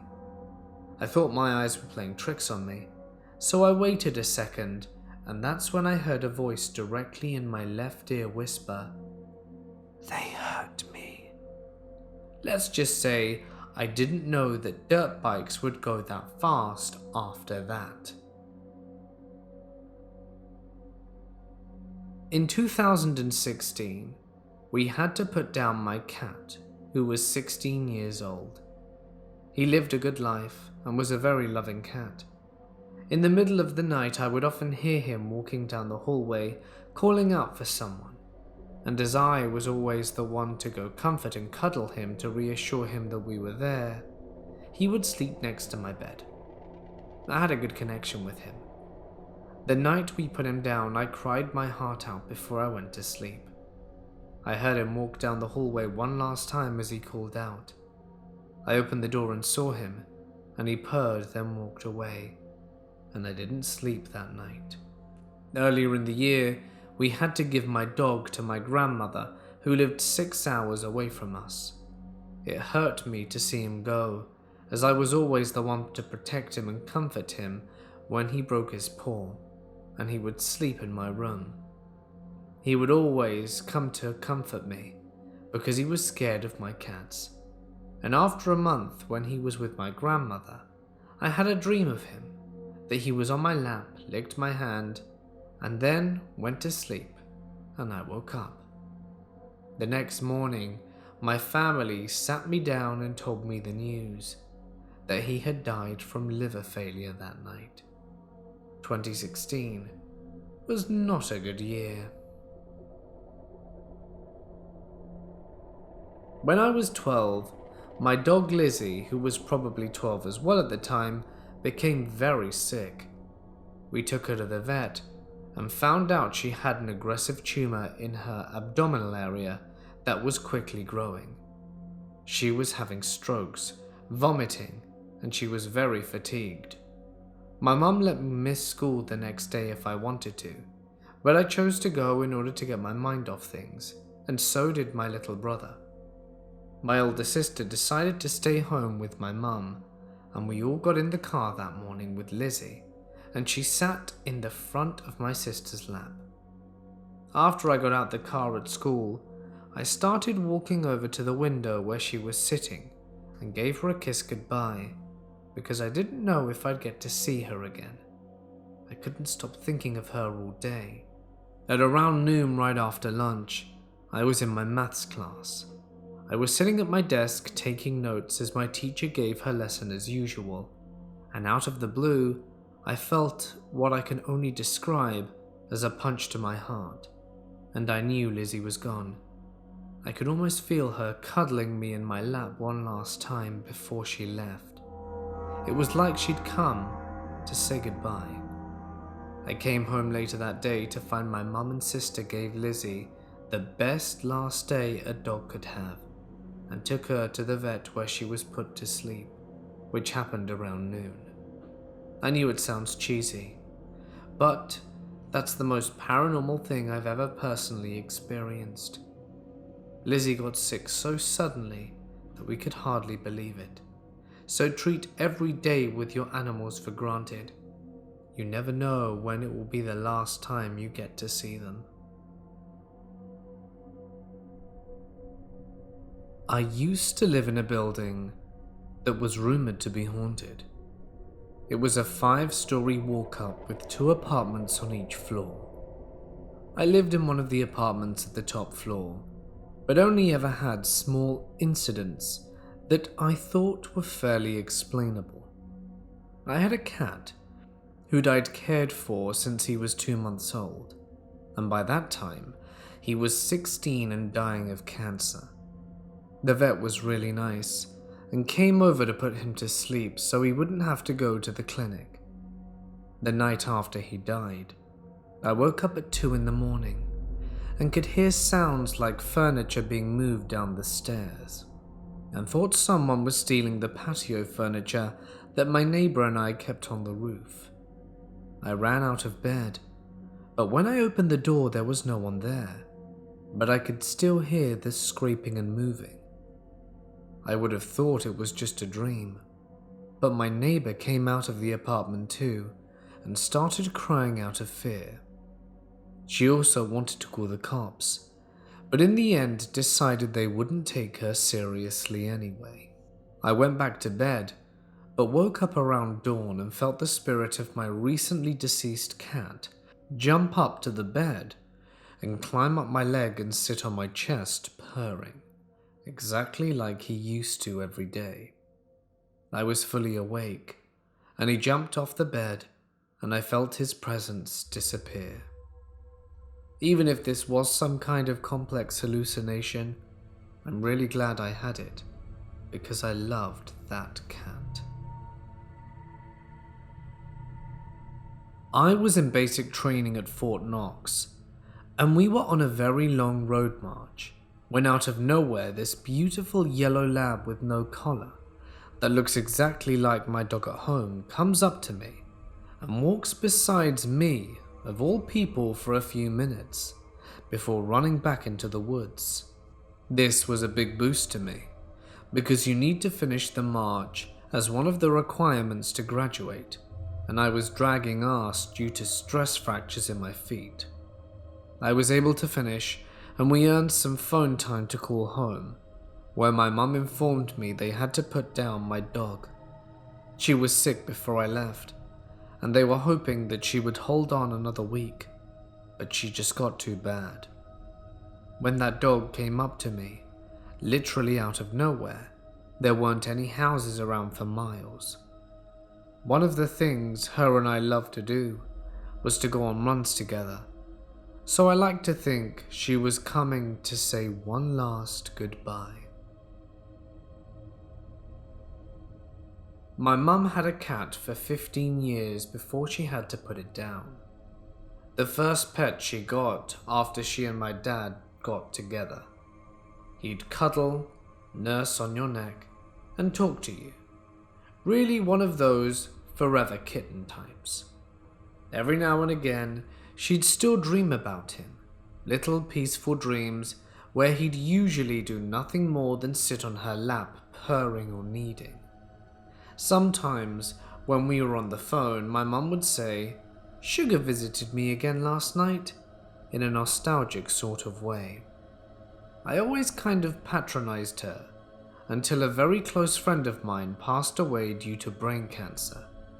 He'd visit me in my dreams, talk to me, and do silly stuff like we always used to do together. One time, I got this kid to take swigs of gin, followed by bites from a block of cheddar. One time, I realized an entire road trip I'd taken on bus with him was just me traveling alone talking to myself. That was very cruel of him, to just disappear like that. I'm a writer, so although I don't necessarily believe in ghosts, I wrote to him in a journal he gave me for my birthday. I asked him to please stop visiting me. It was too much. It hurt. And just leaving me like that was like losing him all over again. The next night he came to see me one last time. He put his arm around me and said, It's okay, I understand." And with that goofy, sad smile on his face, I cried on my shoulder and let myself feel the relief of saying goodbye. And I haven't seen him since. When I was 15, we had to put my cat down due to kidney failure. I still kept seeing him around the house for over a year after he passed. Some people might find some comfort in that, but it really creeped me out. I did not like it because I didn't believe in ghosts, but I kept seeing him on the back of the couch or sitting in a hallway, like I would look over and he'd be there, and then in the blink of an eye he'd be gone. I know the explanation is that it's just all in my head, because I'd seen him in those spots every day for 15 years, and it was just what my brain was expecting to see. And when we moved away, it finally stopped. I got my dog when I was 12, and she was 6. She was the best dog I will ever own. She passed away in 2013. I miss her every day and cannot talk about her without crying. Even this is making me tear up a little bit. Every once in a while I'll dream about her, and she will always just sit on my lap and I will pet her. Everything around me feels so foggy, but her and I. It feels so real. I can feel her hair and hear her snoring, as she was a pug mix. When I was 15, I tried to end my own life by taking pills, and she kept barking and barking and barking. I made myself throw them up and apologized to her and cried. I tried again with a razor when I was 19, and she didn't stop barking until I stopped and held her, and I tried again last May. It was very surreal. I planned on jumping into the river, and I've never shared this with anyone, by the way. When I got out of my car, I swear I heard her barking. My feet were so incredibly heavy, and I went up to the river anyway. It was full of police and boats because someone had fallen in the night before, and they were looking for his body. I went home, and am doing much better now, but I haven't had a dream visit from her since that night. She sat in my lap again, and I woke up crying but feeling calm. I really do miss her. When I was 16, I would jump on my trampoline out back for hours every night. Literally hours. I would listen to my iPod and just daydream to get away from a rough family life. One night when I was jumping, a kid ran past our fence at full speed carrying a box about the size and shape of a skateboard. He ran to the park behind my house and held it by the edge and tossed it into the air, so that it flipped a few times before landing on the ground. At this point I was a little weirded out, because he was just standing over it staring for a pretty long time. Then out of nowhere, he just bolts full speed back past our fence like he didn't even notice I was there. Alright, that's a bit weird. I just kept jumping and staring at where the box was. Here's where it gets creepy. The box looked like it was moving. Then something started to rise out of it. I actually stopped jumping and rubbed my eyes and watched as it looked like a fully grown man rose out of the box that was 2 inches thick. He had an elongated head with no hair. His skin was orange and his eyes were huge and pitch black. He raised one arm up to his side, and the box just kind of went into what I can only describe as a trench coat. He walked over to the only pavilion we have at the small park, grabbed the metal beam holding up the overhang, and began to bang his head onto the beam over and over. At this point, I rubbed my eyes a few times and couldn't even move. I had no idea what I was seeing. Then, without warning, he just stopped, and his head quickly whipped around and stared at me. It was like he could feel me watching him. A giant, and I mean a giant smile came across his face, and those dark eyes just stared at me. He tilted his head back and forth a few times, and I had goosebumps and my eyes began tearing up. Even typing this makes my hair stand on edge, because I will never forget that look. As I was about to start crying, he turned around and kind of phased down the road into the distance. He was gone. That was it. I bawled my eyes out and sprinted inside and called my best friend, who assured me I was just seeing things and needed to calm down. I'm sure I sound insane and no one will believe me, but that is the creepiest thing that has ever happened to me. My brother and I shared a very old house here in a small mountain town in Colorado. Sadly though, my brother has since passed. The entire house was severely out of date and drab. It was an odd layout, and the basement, well, that's a whole different story. But the whole house seemed to vibrate with dark vibes and energy. The lamps and overhead lights never seemed to brighten the rooms enough to make you feel comfortable. I've had many friends and a few boyfriends comment on the creepy presence of the outside and the physical difference the house gave off when you were inside it. I have had countless seemingly unexplained happenings that could go on all night, but for now, this is the creepiest. My brother passed away in the house in 2011. His girlfriend in 2009, and 2 dogs died in the house before I finally moved out. This story is about my brother's first dog, Duke, who passed away first. He was an elderly black mixed dog, sweet as could be, and always on my side. The other dog was Gunner, a black lab that was much younger than Duke. Well, the day came that Duke died of old age. He walked into my room with his swollen tongue and dropped to the floor and took his last struggling breaths in my bedroom. We were all very sad, of course, and life went on. My brother's bedroom and mine were right next to each other at the end of a long hallway, with a bathroom to the side of the kitchen and living room at the end of the hallway. One night, I came out of bed, opened my door into the dark hallway, and proceeded down the long hallway to the kitchen. Gunner usually sits at my brother's doorframe to keep an observing eye on my brother and myself, and the happenings of the house. So when I started down the hallway into the dark, I heard and felt Gunner trot down the hallway from behind me, swipe my seat pant leg as he trotted by, and I heard him make his way to the kitchen. I get to the light switch at the end of the hall, and to my surprise, there is Gunner completely passed out on the couch under a blanket.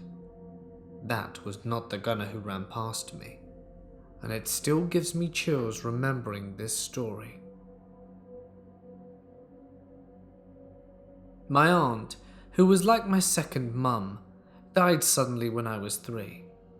Even though she was young, we were close, and I still remember her very well. A few years after she died, I was sleeping in my mum's bed and woke up for some reason. Lying across from me, I saw my aunt looking at me and smiling. I remember it so vividly. She had this white glow coming off her, and she was outlined in gold. It was amazing. I remember she gave me a hug and told me that it was going to be okay and to go back to sleep. It was so peaceful when I closed my eyes, and I woke up in the morning and she was gone. I told my mum, and she said Auntie probably paid me a visit. It was surreal. My wonderful wife worked in an assisted living home for many years. She became very close to her residents and was somehow connected to many of them. One Friday evening, we were at a restaurant having our date night dinner, and she suddenly straightened up, put her hand on her throat and said, "Oh no, John, no." I asked her what was wrong. "John, he just died." And then a moment later she said, "Oh no, don't do that. Let him go." I wrote down the time, consoled her and went home. She called work. Jonah died at the exact time she reacted, 10 miles away, and they had to perform CPR because he did not have a DNR order on file, and brought him back, breaking his sternum as usual, and he finally died in my wife's arms 2 days later. I had always wondered about my wife's psychic abilities. I have learned through the years not to question them, but this time was the first I ever got solid proof. She's a special lady, and I'm very lucky to have been married to her for 32 years. My aunt raised me after my mother died, and for the last 4 years after her own death, I'm convinced she was trying to contact me. I've heard my name whispered in the middle of the night. I've been touched several times. I've woken up to find blankets that were folded up on the chair in my room to be placed over me. I've heard someone walking in my house when I'm alone, and my dog is cuddled next to me. Someone who was house-sitting asked if there was a blonde woman that lived near me, as they had seen her silently standing in the yard when they came to feed my pets. My aunt was blonde, but my neighbors are not. What needs to be understood is that it was very sudden and quick when my aunt passed. She was unconscious and drifting towards death before she even knew what was happening. We were also very codependent on each other, and we did everything together, lived together, watched TV together. She was my best friend, and I wasn't able to be there when she passed, as she died while I was on the way, and never got to say goodbye. Now, as I've seen so many horror movies before all this, it could be a demon trying to mess with my heartstrings and eat my soul. But who knows? Maybe she's just watching over me.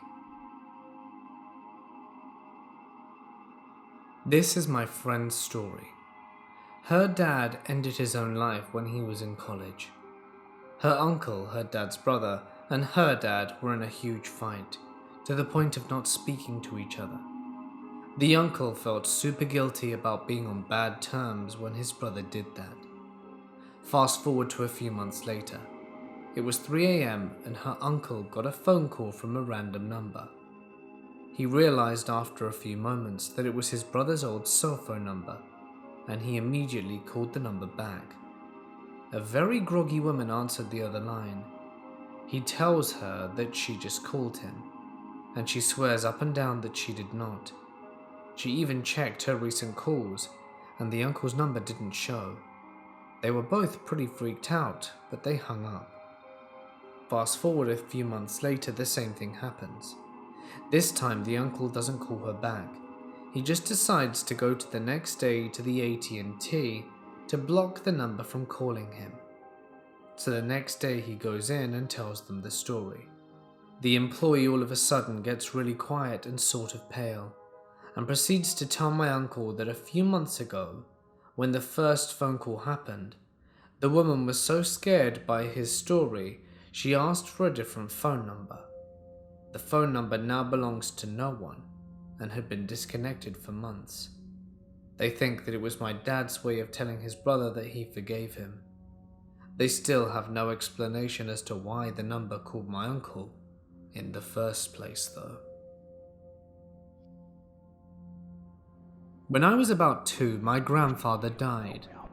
I was too young to remember, but I heard stories about how he adored me, and he loved me tirelessly. I'd visit him or he would visit me almost every day. He sometimes refused to let my dad hold or play with me until the visit was over. He loved me very much. After he passed, our dog went nuts. Before we even found out about his passing, our dog Casey became very violent, and my mum was forced to put him down. He was attacking people, and she was afraid for me since I was so little. The dog was awesome though before it happened. It was really weird. A few days after he passed, my mum put me to bed, cleaned up my room, and put my toys in the closet. The door was closed, and I was in my crib asleep when she left the room. She swears to this day that she heard me babbling from my crib and it was non-stop. She came back upstairs, and I was somehow sitting on the floor with the closet door wide open staring at it. She asked who I was talking to and I said, "Bampa," and she was very freaked out. When I turned 5, I lost Piggy. He was a stuffed little pig that I'd play with, and I took him everywhere I went. I went to bed with him, woke up with him, and one day when I awoke he was gone, and nobody could find him anywhere. I cried for days, but there was nowhere that he could have gone missing either. It was very strange, and my sister kept telling me that Grandpa took him. And the final piece that I personally remember that still freaks me out, I was 7 and woke up in the middle of the night wanting a glass of water.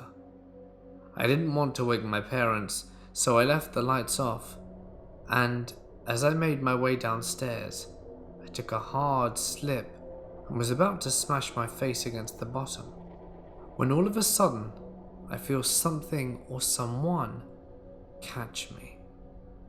It was like floating down the stairs, slowly. When my feet hit the floor at the bottom of the stairs, I snapped back to reality. I know this wasn't a dream because I vividly remember running back up the stairs to try and replicate what happened, and nothing did. I never told anyone for fear of being made fun of and people thinking I'm crazy, but I suspected it was Grandpa. And to top it all off, about 6 months ago I visited my mum, and we got on the subject of my grandpa. I then told her about the stories from the first time, and she went white as a ghost. My sister had similar experiences when we were younger. This was a few years after my story happened, but still, and she did tell my mum. She was also caught and put in a terrace after almost falling down the stairs, floating until safe. I was never aware, and she didn't know my story either. You wouldn't believe any of this, but my family swears by it, and it's the only real paranormal experience I can recall. Thanks, Grandpa Lou, for looking out for us. Me and my mother were in the same dream. Sort of. You see, in my dream, I saw my deceased grandmother, and she and I were talking at a room in our house, located on the 2nd floor. I can't remember what exactly we were talking about, but I remember I was asking for forgiveness for something. I sense that there are other relatives waiting outside the door, as if they're lining up to talk to my grandmother also. But it was not a sad mood. It felt festive, in fact, like one of her parties, as she loved to entertain when she was alive. I remember that I recognized people at the party, old relatives like my grandmother that were already dead. I didn't tell my mum about it because she's superstitious and all, and she likes to make a big deal out of these things. But 2 days later, as we were eating breakfast, she told me that she dreamt of her mother-in-law, my grandmother, and here's where the part gets weird. In her dream, she was outside of her house, and she knew that there was a gathering inside, like a party. She caught a glimpse of my grandmother and our dead relatives at the gathering. She knew there was a party inside, and she refused to enter the house, thinking in her dream that she didn't belong there. If she had decided to come in, would she have found me inside? It creeped both of us out. The coincidence was uncanny. It wasn't as if we talked about my grandmother in recent times that might have triggered the dream. What's more creepy was that she didn't even know about my dream, and yet in 2 consecutive nights, we managed to dream about the almost same event. So my grandparents have had this house since 1974, and have always felt a strange presence in the home, according to what they've told me.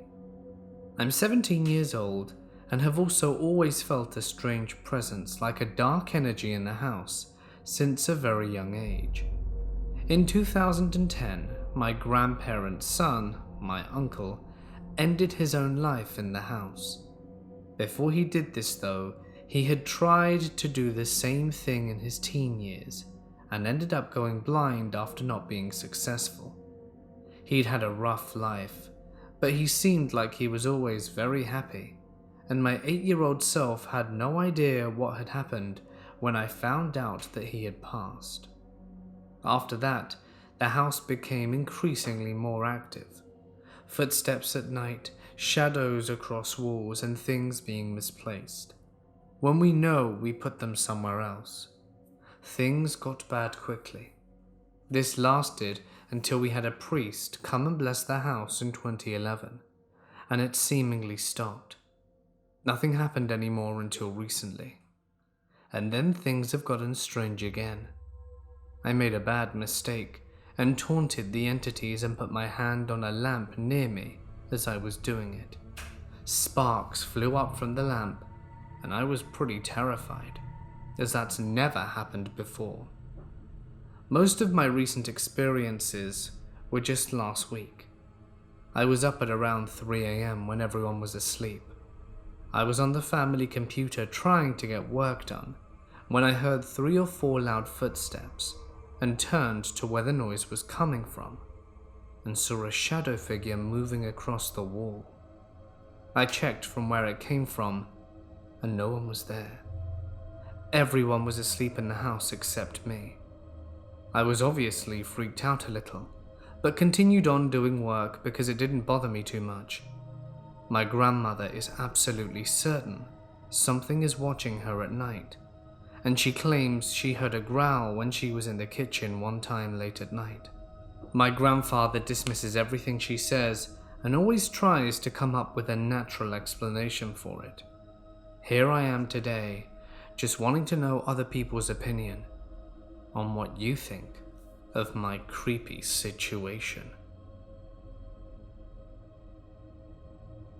I'm from Texas and was planning on moving to Ohio to live with my mum.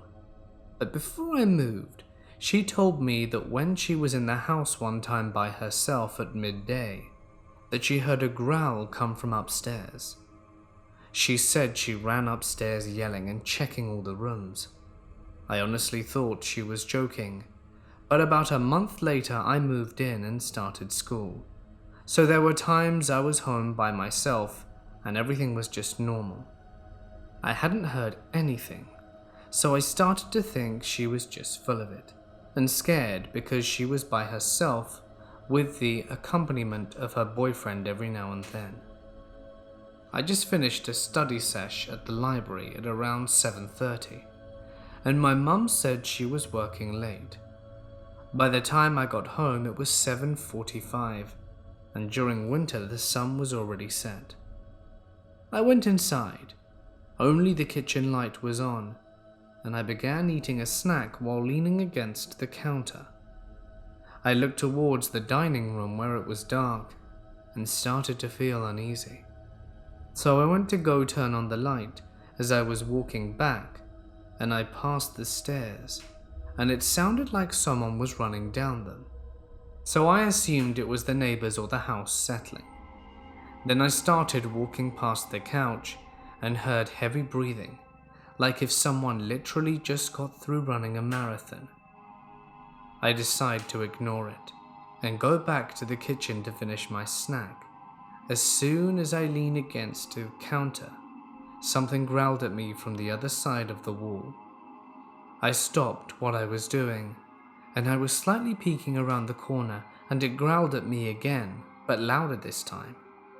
I ran out to my car and sat in it watching the house for the next 2 hours until my mum came home. I told her what happened, and she believed me, but her boyfriend just laughed to my face. It's been a good 7 months, and we've heard the growl twice since then, and have felt an awfully dark energy towards the area of the dining and living room. I grew up in a 2-family house for the first 10 years of my life. My best friend lived upstairs, and after my family had sold our part of the house to another family and moved, I'd often visit him. One time when visiting, I saw the woman who bought our part of the house and currently lived there at the time. We made small talk, and when she asked me if I remembered seeing a woman in my room, I tell her no, and she tells me that my parents told her about me complaining about a woman in a white dress by my bed when I was a kid. According to her, my parents mentioned it when selling the house.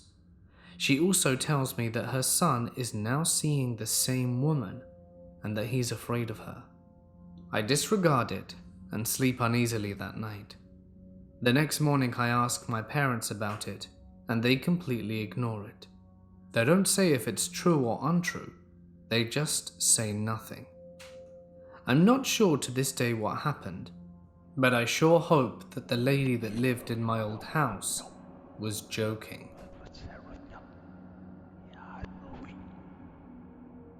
This happened twice to me, both of which occurred when I was about 4 or 5 years old. The first time I was laying in bed with the lights on, about to go to sleep. The door closed, blinds closed, and my bedroom is on the 2nd floor of your typical house. Right beside the bed, I saw the shadow of a man creeping silently. I stared at it for 5 to 10 seconds until it mysteriously vanished through the wall. No one was in my bedroom but me. And I should mention, I wasn't scared or had any negative feelings of this presence.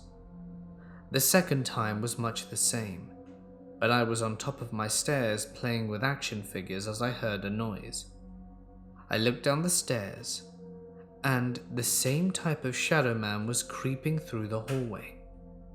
Only my mum and I were home at the time, and my mum was asleep in her room, which was at the top of the stairs. The way the angle was, and how the stairs are situated, it could have been anyone walking near the stairs, like a burglar.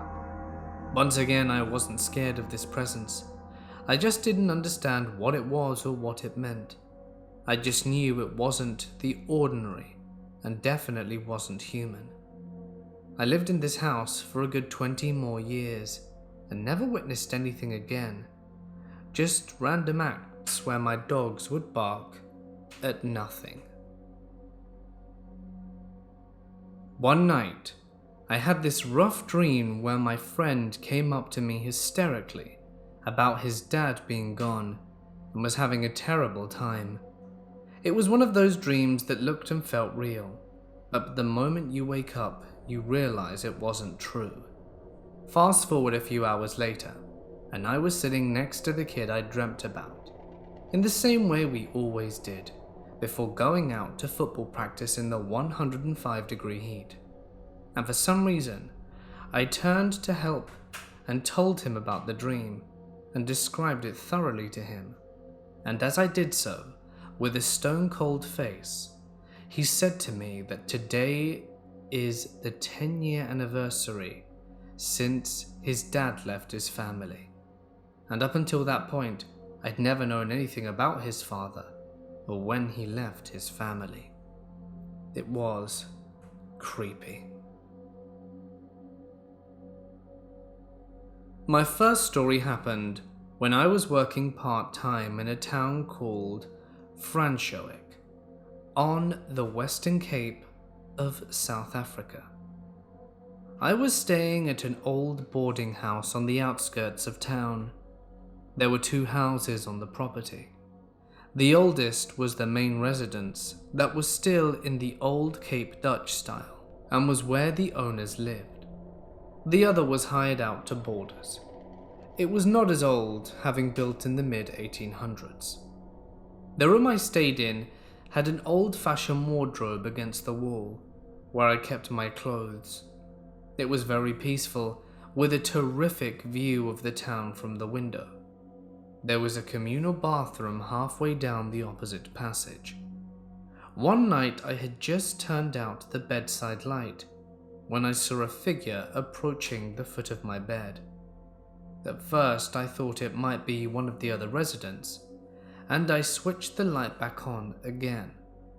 The moment I did this, the figure seemed to disappear. I put the light out again, and there it was, right in the spot where I had first seen it. Strange as it seems, I felt no fear at the time, and decided to see what would happen next. The figure was definitely female, dressed in what looked like a nightgown. She started to pirouette in front of me, and then fell to the floor. I turned the light on again, and of course there was no one there. "Come on, dude," I chided myself. "You're seeing things." And I fell asleep soon after that. I didn't say anything the next morning, as I was still convinced that it was just a dream, and was, until it happened, almost a week later. Only this time, I noticed a detail that had escaped my attention before. If the figure had been one of the boarders, she would have had to have come through my door, which was directly in front of my bed. Even with the passage light off, I would have noticed it because the bathroom light shone slightly into my room and was always on. The entity came from the side of my room where the wardrobe stood, and on both occasions the cupboard doors were closed. The same sequence of events played out before me, but this time I did not bother putting the light on. I spoke to the owner the next morning, and she told me that my room once had a bathroom attached. It had been removed so that the room next to mine could be built. To my astonishment, I was also informed that the door was just behind the wardrobe. She said she didn't know much about the history of the place, so she couldn't shed any light on what I had seen.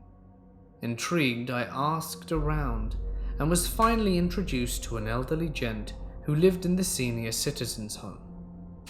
He said that back in the 1940s, the room was occupied by a young girl from Cape Town. She was a ballet dancer, but was forced to stop because she had cancer. It was so bad that the other residents could see her get worse on an almost daily basis. She loved dancing, and even when she was so sick she could hardly stand, she would try a step or two. And one morning, someone found her lying in the middle of the floor. She was dead.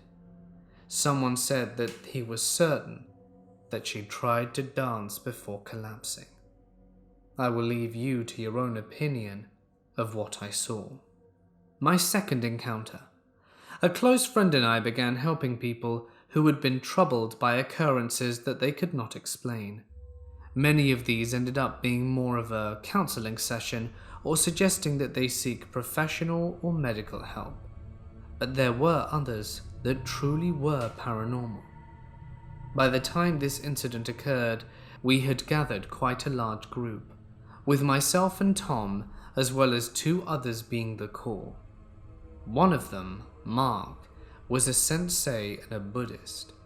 One of the members of his dojo approached him, saying that there was something causing a disturbance in the commune that he was running, and so Mark passed the information on to the rest of the group. Tom and I met with the fellow, who we called Eddie, and discovered that he was an ex-British Marine. He had toured in Afghanistan and Iraq before sustaining a serious injury that ended his career in the armed forces. He was also a high-ranking member of the local Freemasons Lodge. Having gone through the house, we discovered a hot spot, or rather, cold spot, in the passage next to one bathroom. I set up a barrier of salt around this area to try and contain whatever might be there, and left strict instructions that no one must interfere with it. It consisted of a pentacle with 5 quartz crystals, one at each point, and we agreed to meet again the following day. And Eddie would tell the other occupants to leave the house that night, and only to come back once we had done what needed to be done. The next morning, we were told that Martin, our 4th member, would be late because of car trouble. The 3 of us decided that we would begin without him. The first sign that something was definitely wrong happened just after we arrived. Tom went to the bathroom checking my salt barrier en route, and it was still intact. Mark, Eddie and I were the only other people in the house. When Tom came out, however, the crystals had been removed and were now neatly lined up against a closed door at the opposite end of the passage. I had to reset the barrier. Not long after that, Mark came and told me that the pentacle had been tampered with again. That was when we decided to try and track whatever was doing these things down. We could definitely sense whenever it was near. Just like the spot in the passage, it would suddenly turn cold, as if an icy wind had brushed past it. Tom and Mark headed down the passage that had a bend in it to the left, while Eddie and I waited at the opposite end, near where the salt barrier was. Eddie whispered that he had sensed something, and headed forward to where the turn in the passage was. He was wearing a Kevlar vest. I was tail-end Churley, and suddenly I heard a low grunt, followed by a dull thud next to me, and there was Eddie flat on his back, his face white as a sheet. "What just happened?" I asked. "Something hit me," came the reply. By this time, Tom and Mark had come to see what was going on. We helped Eddie back to his feet and headed to the sitting room. We thought it best to wait until Martin arrived before we continued. Eddie was complaining that his chest was sore. When he removed his flak jacket, to our horror, we could all see what looked like 2 claw marks across from his shoulder to almost the middle of his ribcage. The skin wasn't broken, but there were 2 parallel welts where he had been struck. As I said, this was a hardened, battled Marine, and he was so spooked that he was shaking. He said, "I've dealt with many bad things before, but most of them I could see. This was the first time I was assaulted by something I could not." Martin arrived soon after, and we eventually got rid of whatever it was. But it took a guy with many more years' experience in the paranormal than us in order to succeed. 2 years after my dad had passed away, I was living in Oregon for the first time, and decided to take a day trip to see the Painted Hills. But this trip was further than I had planned, and being in the dead of winter, the weather was horrible. Freezing fog made visibility near zero, and I headed back towards Portland, and rather than risking hitting snow in the mountains, I veered north through the desert. Unfortunately, conditions in the desert were the same. I couldn't see a thing. There were no other cars on the highway, and in stretches where there were no reflectors, I'd find myself drifting far off the road. To make matters worse, I hadn't slept well the night before, and was starting to fall asleep at the wheel. My CD player wasn't working, and there had been no radio for an hour. Just static, fog, and darkness, lulling me into deadly delirium. Me crashing my car had pretty much been my dad's worst nightmare. It was the thing we talked about most when it came to safety. I will also mention here that my dad loved the band Chicago, which we gave him a lot of grief for. Because suddenly, in the middle of nowhere, the radio signal came back, which is good because my eyes were closed and I was off the road asleep. I was awoken to the sound of voices. A song. The lyrics went, "You're the meaning in my life. You're my inspiration." And I felt like my dad was with me. I rolled down the window so the freezing air could keep me awake, and I turned up the radio as loud as I could and shouted that song all the way through. I started crying. The song ended and the signal faded back to static. I know how unlikely that sounds, but it happened that way. I might have just been driving back behind some hills and lost signal rapidly, but it happened right when the song ended, and I didn't even hear a radio call sign. I made it back home safely. I don't pretend to draw any certain conclusions about what happened. I just know the music came on in time to save my life before I left the road completely. This is circa 2001 to 2003 in Morgantown, Indiana, at a place called Auntie M's Tea Room, which sadly no longer exists. On 3 separate occasions while cleaning up after closing time, I heard what sounded like a small child crying. It was soft, and every time I tried to walk towards the sound, it seemed to grow further away, or at least move to a different part of the restaurant altogether. It was unnerving to say the least. A friend of mine worked there with me, and once after hours she heard me call her name from inside the stockroom, and at the time I heard her call her name from the front of the restaurant. We ran into each other on our way to answer the calls. We were both very confused when we realized neither of us had actually called each other. Lastly, and most chillingly, 2 people I knew passed away very shortly after eating at Auntie M's, and I was the person that served them their last meals on both occasions. One passed in an accident, and the other of a heart attack. Was it just their time to go? I don't know.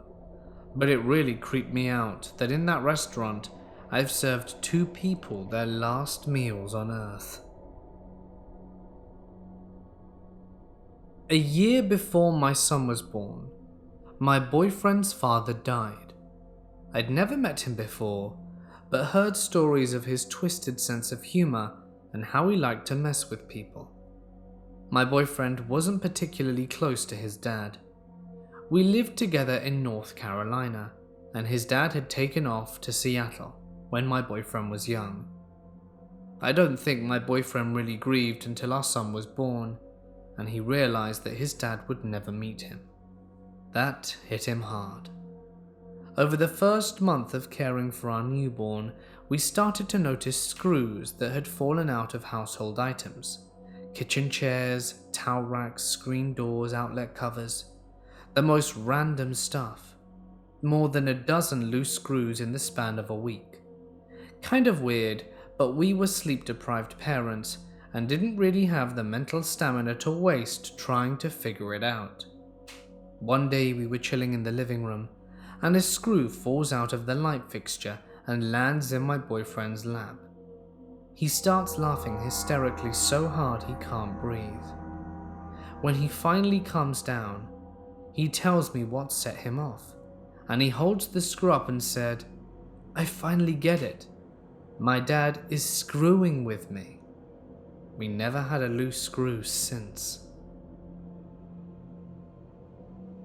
I moved into a new house about a decade back. Apparently the last owners were really into the occult. I never met them personally, but they left a handful of little voodoo dolls pinned throughout with their heads up in the corners of the basement and other rooms. I spent the first night taking down as many as I could. Those things were a nightmare to come across in the dark. I think they had a rat skull or something in the doll. Anyway, it's not terribly supernatural, but the last one I took down was shaking like nuts, like it was blowing in a really strong wind. I didn't even touch that one, just pulled it down with pliers and threw it out, and had really bad nightmares from the next few days. And I'm not prone to dreams at all. One time, I drove back to college after Christmas, but before the winter break was over, so I was the first of my roommates to get back to the house we were renting. Our house was in a pretty isolated spot on the outskirts of a town in upstate New York. I pulled into the driveway behind the house and went to the trunk and grabbed one of my bags and then ran inside, because I had to use the bathroom badly, as I'd been on the road for 5 hours. I was inside the house using the bathroom for about 5 minutes, and after I went back outside to get the rest of my stuff from the car, there were footprints in the snow all around it. Now, as I said, I was alone in the middle of nowhere. The only set of footprints should have been mine from where I'd gotten out of the car on the driver's side and walked to the trunk, and then walked to the back door. Yet now, there was another set of footprints circling the car, and then leading into the woods at the back of the property. It appeared that the footprints had originally come from the woods as well. I had left my trunk open when I was inside, because I assumed I was alone, and nothing had been taken. But someone had seen me arrive, come out of the woods, circled my car, and gone back in. I grabbed the rest of my stuff, locked my car, ran into the house, and locked the doors. About 4 years ago, we heard my grandmother fell and hit her head and wasn't going to make it. We drove 4 hours south to get to see her one last time. My mum was distraught. She was riding back with some other family. My sister had to drive us home.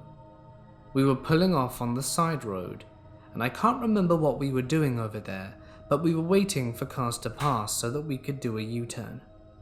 I turn around and look to see a car approaching.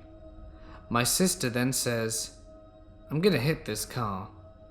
I thought she was messing around or something. Then as the car starts to pass us, my sister hits the gas and swerves into it. Amazingly, we didn't actually hit it.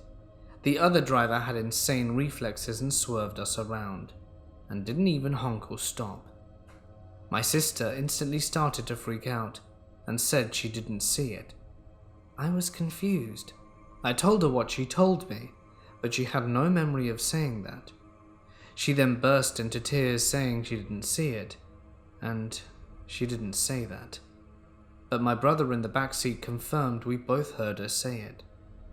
To this day we don't know what happened, but she claims she didn't say that, nor see the other car. Senior year of college. My best friend Emma and I are living together in an apartment. Just us two in a 2-bedroom. One day, the key to our mailbox that she swears she remembers putting at our table by the door disappears. She had an important piece of mail coming later, so she'd placed it there specifically so that she could run out of the mailbox when she got home from class. We searched the house after and looked everywhere, and finally, after a few weeks, we decided that one of us must have lost it, and we finally had to ask our landlord for a new one.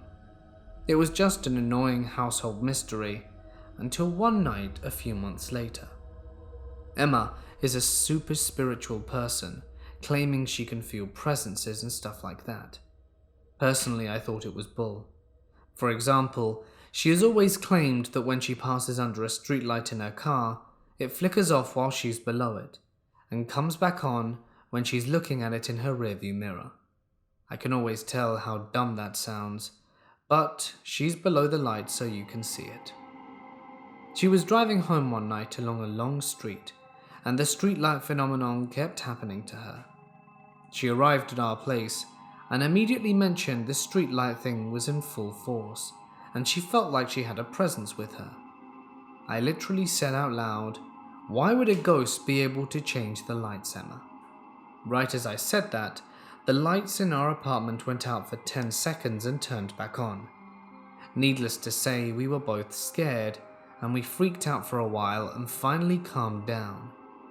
I turned on a Spotify playlist, and we settled in for the evening, chatting over glasses of wine. About 10 minutes after the light incident happened, the speaker starts playing static in the middle of a song. I'd never heard this speaker have this kind of problem before, and hasn't had it since. I rushed over to turn the speaker off, but the static stopped abruptly, and my phone randomly put on a different song from my playlist. Before I reached the speaker, I had chills again. The new song was called Ghosts. We finally calmed down enough to go to bed and wake up the next morning. A friend of ours comes over and we're making a little brunch. My friend is throwing cinnamon rolls in the oven and asks us, "Why is there a key in your oven?"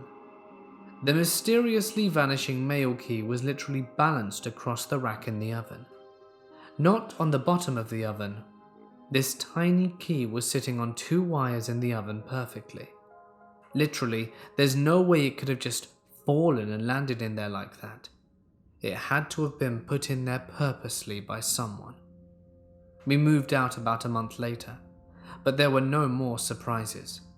I'm still a huge skeptic, but even I have to admit that I can't explain the events of that night and morning. My friend asked me if I would go to her house after work to feed her dog, as she would not be able to make it until 3 a.m, as she worked in a bar. I get to her house at 8:30 p.m. I have the key she left under the mat, unlock the door, and once I'm in, I turn off the alarm and put the key in a white bowl by the door, and I'm 100% sure that's where I put it. I feed the dog, play with him for a little while, and when I went to lock up the house again, the key was gone. Just then the dog started furiously barking and ran full speed out of the kitchen and up the stairs. He just sat there growling at nothing. The feeling that eventually came over me at the time was so strange. I randomly burst out crying and couldn't stop. Eventually I calmed down, put the dog back in the kitchen, and looked for the key. It was literally nowhere. I ended up finding another key that worked, so I just locked the house and left. I told my friend, and she looked for a week, but couldn't find it. Then one day, the key was back in the white bowl. In 2008, we renovated our house after buying it. We painted the cabinet doors in the kitchen and laid them out to dry. When it came time to hang them, 2 were missing. We searched everywhere but couldn't find them. I ordered replacements, but never got around to putting them up. We just got too used to the middle cabinets being shelves.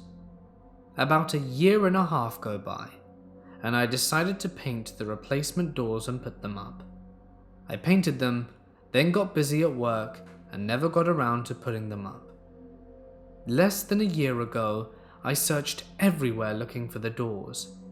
I finally found them in the attic, leaning across the access to a way that caused them to fall out of the attic when I opened the access. I cannot remember the last time I went into the attic before then. My wife can't even reach the access pull, so I know it couldn't have been her to put them up there. We've still not found the original doors, nor do we know how these got up there. Creepy. I am from Morocco. Moroccans think that jinns must be living in the land of the jinns because of the numerous incidences and encounters and real witchcraft stuff that happens here. Almost everyone in Morocco has at least 10 stories to share. I have a few as well, from watching possessed people speaking different languages to getting to see an entity with my own eyes. This one happened a few months ago. One night I was awake watching movies at 4 a.m. when my brother started knocking on the door like crazy. I opened the door and he was gasping. He went straight to the window and looked through, trying to see if anyone was there. It took a while for him to calm down and tell me what happened. He was walking home and it was late, so the streets were empty and quiet. He tried to take a shortcut by going through this alley, so by the time he got there, he saw something in the alley. He told me that there was this old man in white, with long white hair and a long white beard in white clothes. It kind of reminded me of Gandalf, but anyway. This man was actually frozen.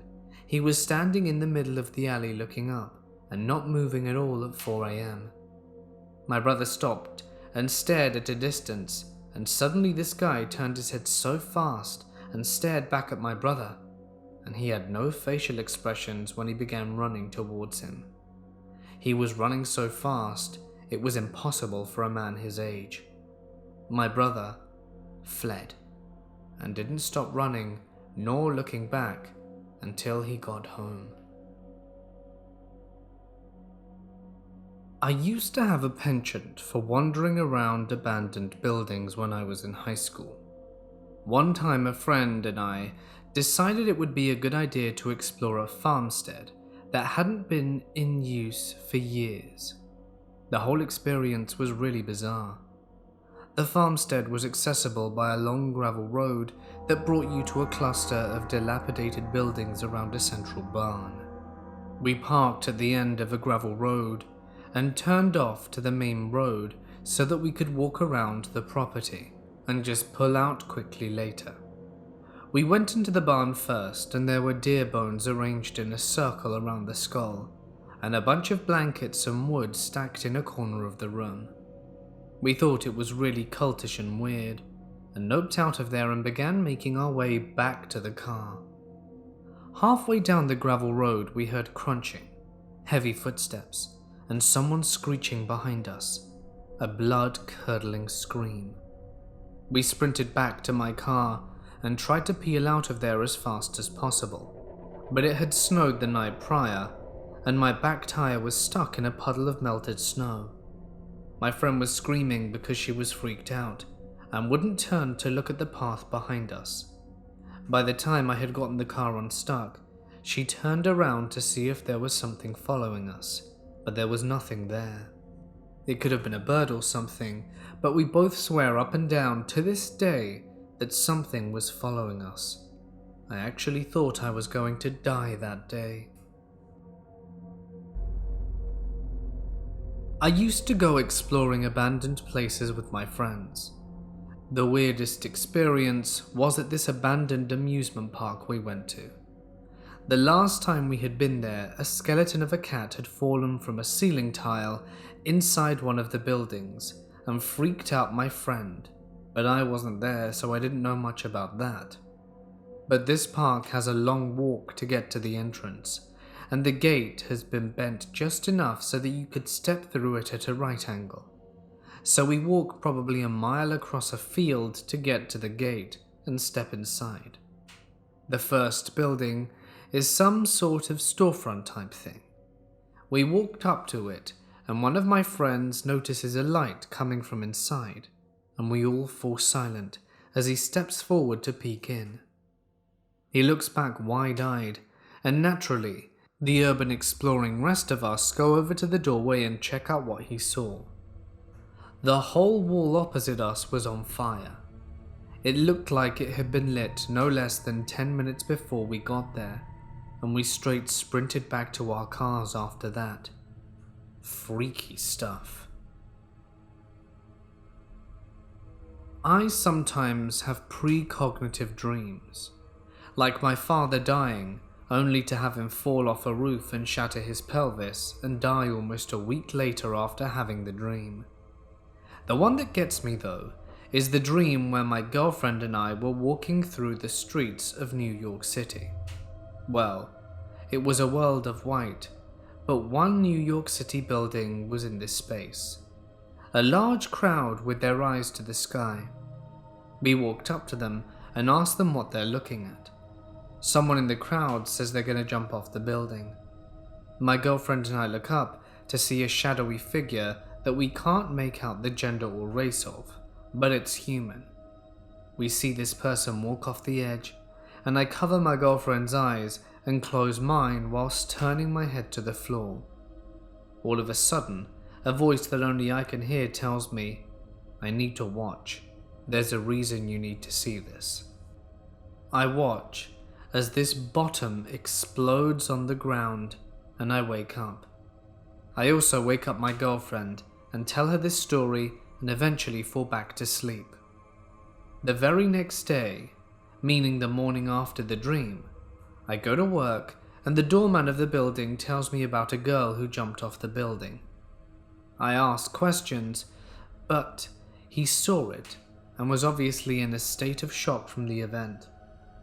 I go home and find out it was an old high school classmate I knew. We weren't in the same circle of friends, but we did have some mutual friends. I once saw a will-o'-the-wisp. For those who don't know, it's a light seen at night in desolate areas of the countryside, hovering in the distance like a ghostly lantern. It's one of the most widespread legends in the world, having many different versions in a variety of cultures, and is believed to be a ghost or demon. Scientifically speaking, the most plausible explanation regards to the decomposition of certain chemicals in a corpse, often cattle, that creates phosphoric acid which can create a light. However, when you're in the middle of nowhere in the dead of night, fight or flight gives very few cares to science. Before I was born, my dad's older brother had drowned in a river a year or two prior, and he was driving back home to the family farm, which is about 20 minutes out of town. On the way back between the city and our farm is where his older brother was buried. He was driving home after a night out, and he said he could kind of feel himself start to fade into sleep. He was driving past the cemetery where my uncle was buried, and he heard a voice say, "Man, I'm tired." He immediately perks up and looks over to see his brother sitting in the passenger seat of the car before he sort of fades away. He said he was wide awake after that. I've never known my dad to lie in my entire life, so I'm very inclined to believe him. We've talked years later about other times we had seen certain things in the house I grew up in as well as that, but we couldn't explain it, nor some of the other things. This didn't happen to me, but to my father-in-law and two brother-in-laws. The family I married into loves to hunt. I now love to hunt as well. My father-in-law had a friend that allowed us to hunt on his land near Jacksboro, Texas. My father-in-law's mother lived nearby, so when we went to hunt, we stayed with her. On this particular trip, my father-in-law and two brother-in-laws went hunting. So they get to my father-in-law's mother's mobile home, and eventually they all head to bed. My grandmother-in-law heads to her room, and my father-in-law and brothers-in-laws sleep in sleeping bags in the living room. The mobile home was being renovated, and I heard what you just thought, so there wasn't anywhere else to sleep.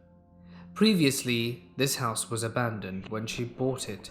The rooms were spray-painted black and had red pentagrams everywhere. According to her, there was a spirit there, but it didn't bother her. Everyone was just like, "Sure, Grandma, whatever." So everyone's asleep.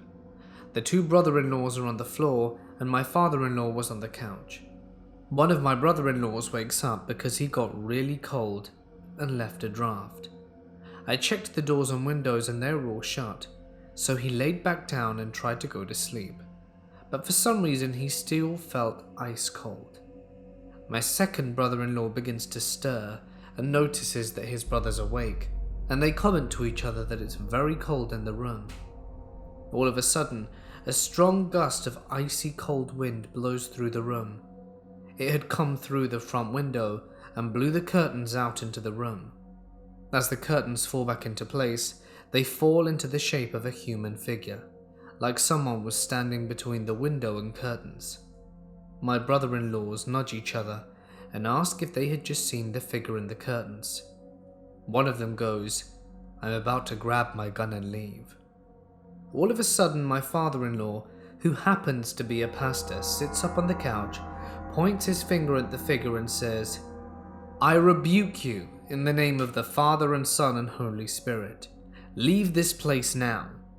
The curtain drops back to their usual place and the temperature returns to normal. My father-in-law lets out a grunt, lays back down and goes back to sleep. My two brother-in-laws didn't sleep a wink that night. The three never went back to that house again. I can't blame them. I never went back after hearing the story either. Nothing paranormal has ever happened to me. My auntie, who is pregnant, is ill, and she's staying in the hospital. She lives in a converted farmhouse in the countryside, up the road from our small town, so kind of in the middle of nowhere. Her boyfriend has been staying with her for the past 2 nights, as they need someone to mind the house while they're away. My uncle, my sister, and me have been staying over to watch the house. Tonight, my uncle is visiting my auntie in hospital, so he left me and my sister home alone to mind the house. I'm 19 and she's 15. I was in the box room where me and my sister had been sleeping. I just finished my college work and was eating a salad when I heard my sister on the landing. I knew she was talking to me because I heard her say my name but couldn't hear exactly what she was saying. I went over to the door and I was about to step out of it when I heard her ask what was taking me so long. Confused, I walked onto the landing and saw that she was standing outside the bathroom, and I could also hear the shower running. I asked her what she was doing, and I saw her jump out of her skin and turn to look at me. She looked really confused and asked what I was doing. I asked her what she was doing outside the bathroom with the shower running, but she looked at me in confusion and said that I turned the shower on. I told her that I'd been in the room for the last 2 hours doing work, and I literally watched her turn white and run up to me. I asked her what was up, and she said that she was downstairs watching telly when she decided to go and have a shower, but she already heard the shower running with the door closed, so assumed that I was in there. She peels through the gap in the door and saw the shadow of me moving around behind the glass of the shower. The glass is tinted, so you can't see any figures of the person. She then started telling me to hurry up, not realizing I wasn't even in there because she knows I take ages in the shower. After she told me this whole story, we both ran downstairs and onto the landing. We just didn't say anything and pointed to the bathroom, and it freaked me out so much that we just ran down the stairs. We haven't gone upstairs since, and are just huddled in the living room with the TV on full blast. What the hell is happening? Years ago, I fell asleep on my mother's living room sofa. She was already in bed, but my brother was out somewhere. Sometime in the middle of the night, I awoke to see someone standing over me and covering me with a blanket. It looked like a man wearing a bandana. I assumed it was my brother, but thought it was strange for him to be wearing that. The next morning I asked him about it, and he said he didn't even come into the living room when he came home, and it wasn't him who covered me. My mother also denied doing it, and no one else was in the house that night. I didn't really find that creepy until a while later, and reported the exact same thing happened to her. Apparently there was a ghost in that house that wanted to make sure people were tucked in when they fell asleep on the sofa. I guess it could be worse. My wife and I used to live in this run-down duplex. Through the front door was the living room connected to the kitchen, with a hallway that went out to the rest of the rooms in the place. One night, I was walking back to our bedroom and looked up to see a man with a faint blue glow wearing one of those old-time railroad outfits. I could see him in my peripheral, but when I went to focus on him, he was gone. Now, this is really unsettling for me, because my grandfather had died not too long prior, and he used to work for Frisco. So I moped back into the living room, thinking that I was just upset with having lost him, and that my imagination was playing tricks on me. Well, in walks my wife from our room down the hallway, and she's a shade paler than usual. I ask her if she's alright, and she just kind of shakes her head. This is gonna sound crazy, but I just saw a guy with glowing blue eyes wearing this weird uniform, kind of like what you see in the movies for guys that used to work on railroads, and my jaw hit the floor. Neither of us were really freaked, even though we were a little startled, but my grandfather passed away before I was with my wife, and I never told her what he did for a living.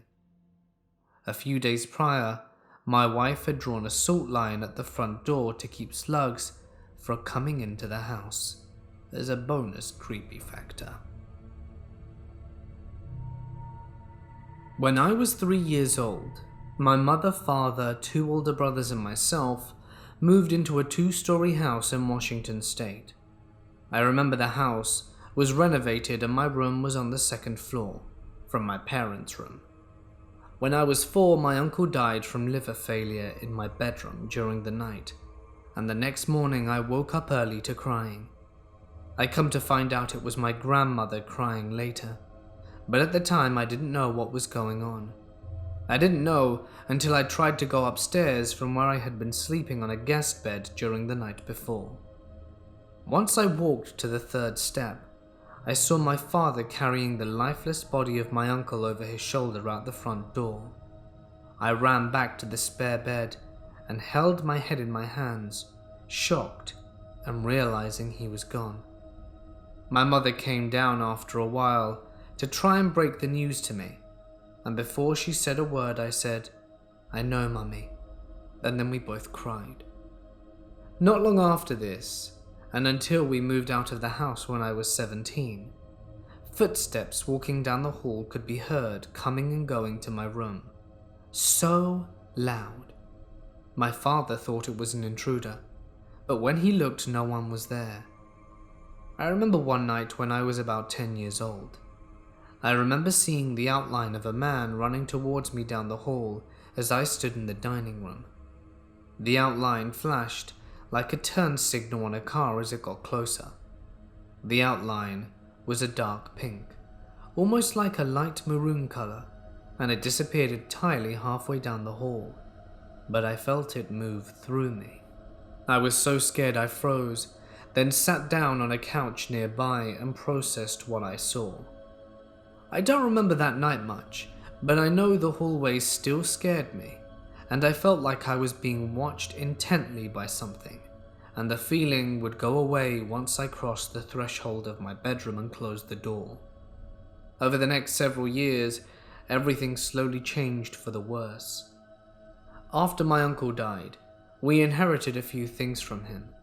One of them was a flexible blanket-type game board, with one side being a backgammon board and the other being a Ouija board. The planchette came with it, and as far as I knew, no one ever used it.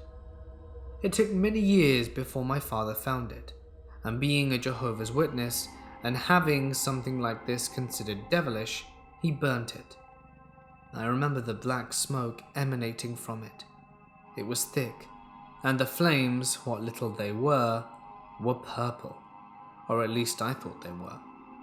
I was 8 or 9 when this happened, and even though we had our problems as a family, after that board was burnt, everything began getting worse. My father was never fully the same in the house. He was abusive and would nearly black out in rage when he and my brother would fight. I remember instinctively trying to pull my father off my brother after he knocked him on his back while in a chair during an argument. I never knew what to make of this, but when he knocked me back and he was about to hit me with a closed fist, I remember his eyes being a dark red. He stopped, his expression changed, and he stormed off into his room from that point on. and he never got that angry with my brother again, at least not as far as I know. I know it was something possessing him, tormenting our family, as I had seen and felt something dark in that house. I never liked walking around that house, and the only place I felt the safest was my bedroom. My bed was my sanctuary from a lot of things. Not all the abuse, but some things that could hurt me, as my uncle haunted that room for years. I knew it was him, as his energy was always soothing to me. I remember a few times I would be too scared to sleep or couldn't due to insomnia, and when I wasn't sleeping with my stuffed white rabbit, its arms would move in the dark, as if he was making it dance to calm me down so that I could sleep. All the abuse I endured in the house finally stopped when my parents divorced, and we went our separate ways and sold the house. I'm now 30 years old, happily married and living in another state, and I still occasionally dream about that house. Mostly nightmares. I now know the house is haunted, but not by my uncle, because I crossed him over when I was in my 20s and could defend myself from the supernatural. No, what's there now is dark, and I know a portal is still open there. I just hope that someone notices it and knows how to close it properly. This was late November of 2012, and I was doing an install in a winery in Northern California. It was a long day because we were working out of town, so we worked late to get it finished in one day. I started driving home around midnight and had about a 3-hour drive back home to Oakland. It's about 1:30 a.m. and I'm outside of Stockton, and I see this girl standing on the side of the road in the middle of nowhere. She's wearing a white dress that ends at about 3 inches above her knees, and she's barefoot, with long black hair flowing down her shoulders, and is standing statuesquely. I look at her as I drove by, but she didn't move, didn't acknowledge my loud truck as it passed or anything. I was pretty freaked out, because you always hear stories like this, and then she appears in your vehicle, but that wasn't the case. She just stood there in the night. The thing that was most weird to me was that it was a cold night, about low 40s, and was drizzling a bit, and she was wearing a short dress with no shoes standing on the asphalt. If this is just some girl who does this for fun to freak people out, I feel like she would have been extremely cold and shivering. But this girl didn't move. After I got home, I was still thinking about it and searched Ghost Girl outside of Stockton, CA, and found a bunch of articles and stories about the East 8 Mile Road Ghost Girl, and most of the descriptions fit what I saw to a T. I never went back to the area because I moved to another state shortly after, but I want to travel back there to see if I can find her again one day. My dad used to work with someone who sent these pictures to him. He says that the guy was a hunter who was using cameras to see wildlife in the area, and was so freaked out by these pictures and other strange occurrences in his house that he wanted to sell his property. It was very strange. Something interesting about these pictures is that apparently there was an ATV accident in these woods and a young woman was killed. The guy living on the property who captured these pictures showed them to a friend who was one of the EMTs at the scene of the accident, and he thought the girl in the picture was dressed similarly to the one who passed away. I have absolutely no idea when this accident occurred or the specifics of the location, so again I can't be sure if this is credible information. I've tried searching for it, but it is all a mystery.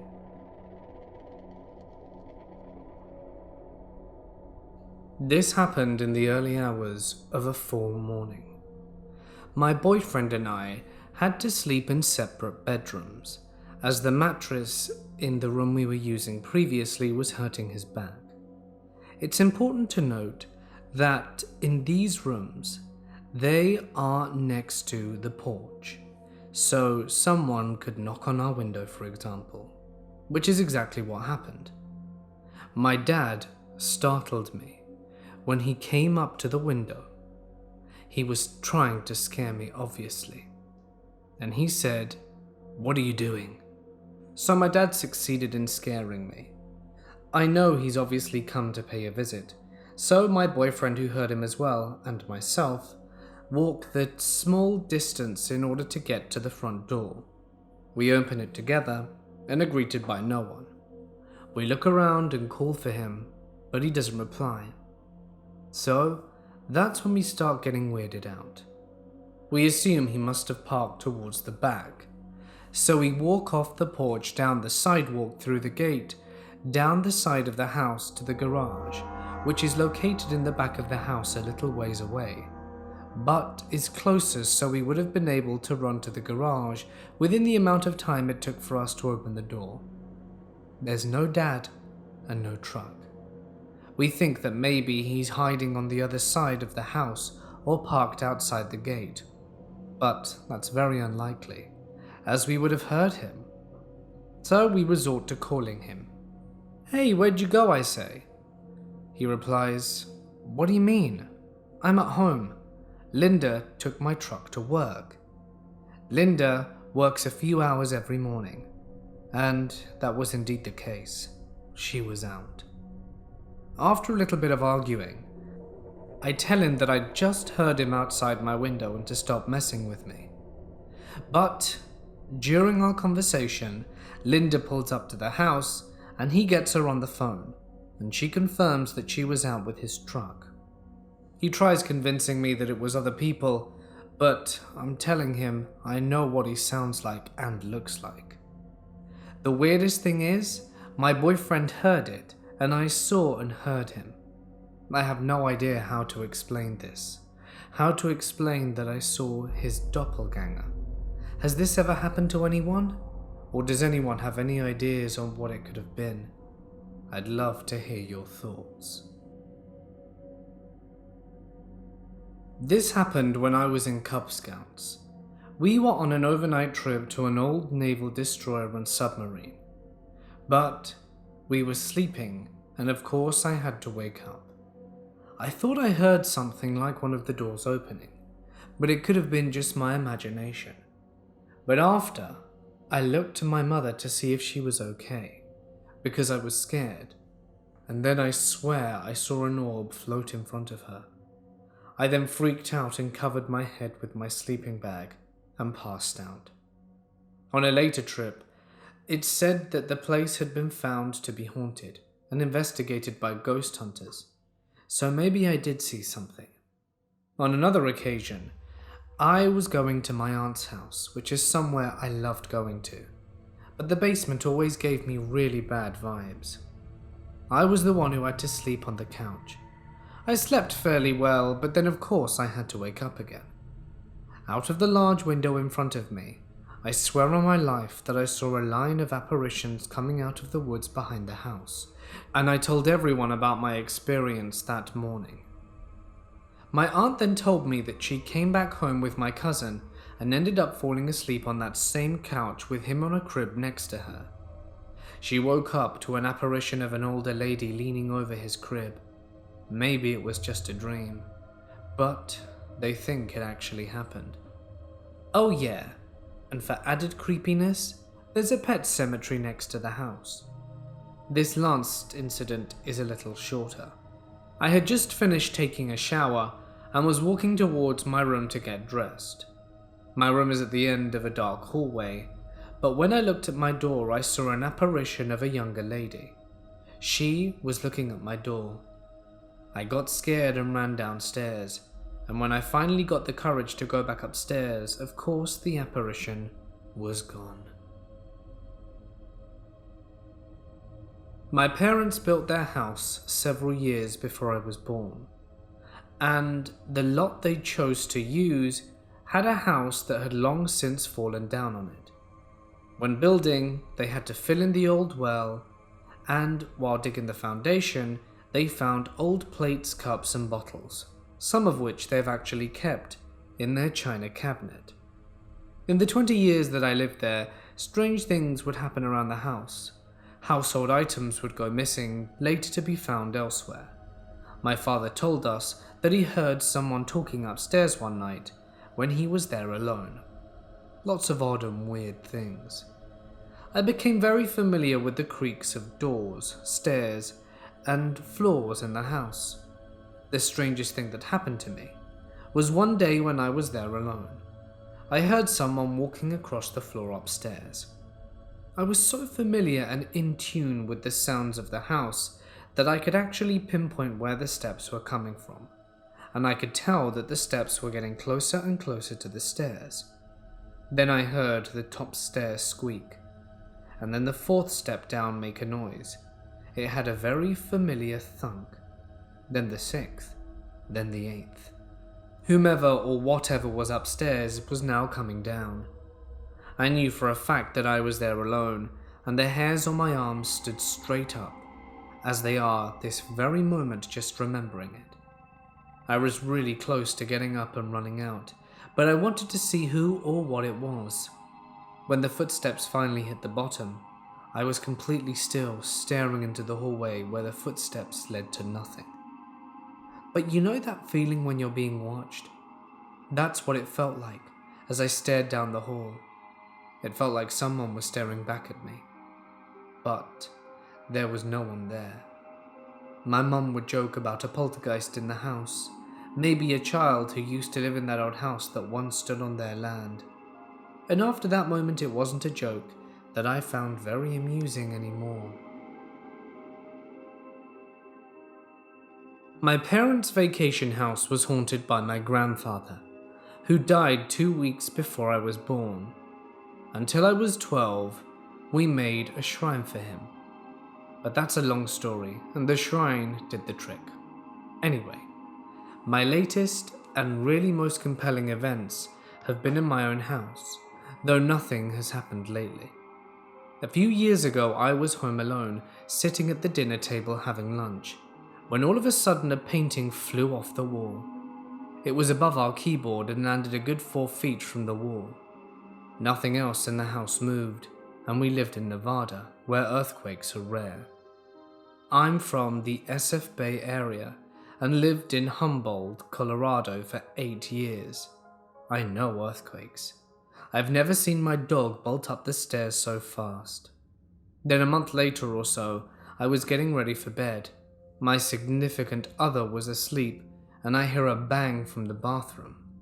We have glass doors on the shower, and he keeps his toothbrush in there, so I figure the cat had knocked it over. Well, because it's a cat. I look down, and the cat is standing by the bedroom door.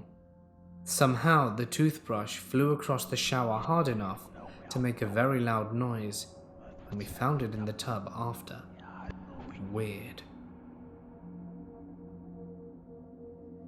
It was a brand new house. My parents filed to have it built how they wanted it, and finished it in 2001.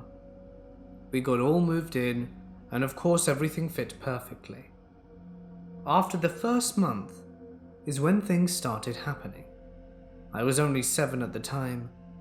My first experience was my mum's, where she would walk out of the room and the TV would turn off, and she would come back in and it would turn on again. But with our old TV, you could hear the piercing buzzing sound shortly after it turned off. Later that week, she heard the volume turn up with one particular song. One of them was her favorite song, and that's how she picked up on it.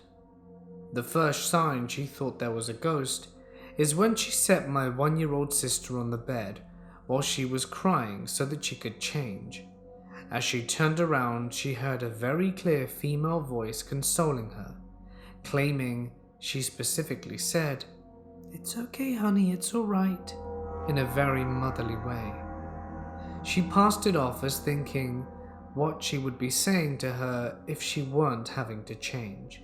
But my sister had calmed down. Then one day while in the kitchen, the TV was turning off and on again, and she got irritated and said out loud, "Okay, if there's someone in here, give me a sign."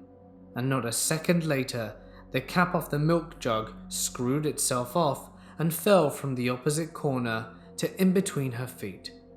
She freaked out and called my dad. My dad's only experience with her is when he saw some wispy shadow thing he described and said it was a girl. She would stand by him, either at the foot of her bed or by his side, and watch him. One day he woke up to her and finally said, "I can see you," and immediately disappeared. He also said sometimes he saw her walking around and would say the same thing happened when he told her that he could see her. My experience is when I pulled out the drawers to an old dresser. I couldn't put them back in, so I left them out and came back to the clothes scattered all over the room. I tell my mum, she goes into my room and says out loud, "You can look, but at least put them back." Left the room, came back in later, and the clothes were put away neatly. My older sister's experience is the most interesting. She was cleaning my room because I was too young to do it properly, and I had one of those big brat doll things that could blink and shake her head and had huge feet with a yes and no on them and can talk and was my favorite toy. My sister watched it as it picked up, flew across the corner of the room and landed at a 45-degree angle on its head. Obviously at the time she explained it like this, and she ran screaming, and my mum comes inside and the volume of the radio turns up when she saw she was screaming. We've done research on the piece of land we own, and no one in the neighborhood has had experiences in their house. Turns out the whole place was a Civil War plantation, and our house was in the epicenter. When I was in high school, my parents bought a good-sized house for what they paid. They were aware the house had a history, but none of us were superstitious. The history of the house was that a man had ended his life there. The people who lived in there in the early 80s had rented the basement of the house to their friend. His wife left him, and I guess the divorce was messy. He didn't die in the house, but in the driveway. He ran a hose from his exhaust into the window of his car. My parents lived in there for over 10 years. We always joked about the place being haunted. The basement in particular had a creepy feel to it.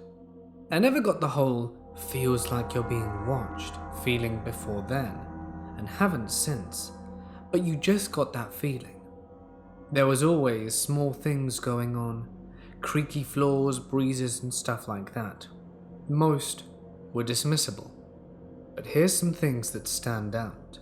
My mother was reading a book in the living room late at night. Sometimes she had trouble sleeping and was going to read until she got tired. This night she was sitting there and heard a metal noise like a ting, then the clack clack clack of something hitting the floor. She turned around to see the final skid of a fork as it came to a stop beside her. 3 forks were sitting on the table across the room. She said it sounded like someone had hit the tongs and sent it flying across the room. Everyone was asleep at the time. Well, after my sister and I had moved out, my sister had a child. My parents brought an automated swing for the baby for when they visited. The swing would randomly swing on its own. It would be turned off, and it would be like someone had lightly pushed it. It happened enough that my parents would just kind of mention it lightly when it happened. They'd say, "Oh look, it's moving again," and go about their day. One night I was staying over at my parents' watching TV. It was 2 a.m. and I heard a tap tap tap. It was coming from the fireplace. The swing was about 7 feet from there for reference, and the tap was deliberate sounding, like a person or animal had done it. I shrugged it off and kept watching TV. 5 minutes later, tap, tap, tap. I'm intrigued now. I go to the fireplace expecting a trapped bird, but there's nothing. No taps, so I sit down and once I pass the swing, it happens again. I have a better hearing vantage now, and it sounds like someone tapping on the mantel. I walked up to it, and when I get to it, it taps louder. Nothing was there that could have caused it, and the hair on my arm is standing on edge. I'm kind of spooked, turn around and go outside for a smoke, and the tap happens again. Instead of a third tap though, like in the other occasions, the swing swung forward like someone had pushed it with force. I have a couple of cigarettes instead of one. Finally, back when I was just out from school, before moving out, I was up late. I was in the hall when I hear my father yell, "What the hell?" I ask through the door if everything's okay. He exits the room and is white as a sheet. He said he woke up and saw two old ladies standing at the foot of the bed. They were just staring at him and mouthing something like talking to him. He said there was no expression on their faces and no sounds. When he yelled, they just disappeared. I was in a major car accident over a decade ago. My car was hit by another car in such a way where I lost control of the car. The car somehow went on a full circle on the highway. I T-boned a Jersey wall, completely destroying it and cracking the next two in line. And I bounced off that onto an off-ramp with my side of the car facing traffic. I'm about to exhale when I hear, "Hey kid, when I start counting you have 8 seconds to move your car or you're going to be hit by an 18-wheeler. Do you understand?" 8, 7, 6. Voice didn't have to tell me twice. I threw my car into drive and got on the shoulder. At 1, an 18-wheeler drove by the spot my car was parked on. I should have died, according to the cops surveying the crash site. But I walked away with a few bruises and needed a root canal a few days later. I probably imagined the voice, but damn, I'm believing it was something otherworldly. I grew up in a house that was creepy as hell. Everyone saw shadows move, everyone lost things, and everyone heard voices in that house. People who had never heard the stories about it would come into the house for the first time and comment on strange things. One night during the summer, I'm laying awake on my bed trying to fall asleep, but I can't. It's too hot, and it feels weird in the room. I'm on my right side, then my left, then back again. This whole time, my brother is singing and tapping in the bunk above me. Finally, pissed, I reach up to push up on his bed. I could do this in retaliation when he was loud. As I roll onto my back, I feel a hand through my mattress. It started at my neck and swept down my back, pushing the mattress as I went. It scared the ever-living crap out of me right there and then, and I never did figure out what that was. My ex worked in a kitchen in one of the oldest universities in the UK, Oxford. Being a little bummed that he had to work a few days while I was visiting, I cruised around town solo, and would then come to meet up with him at work when his shift would be ending. And one day, I showed up a little earlier because I had to pee like crazy, and though I could just use their bathroom, he let me in, showed me a little twisty staircase, and said that the ladies is down there, and rushed back to work.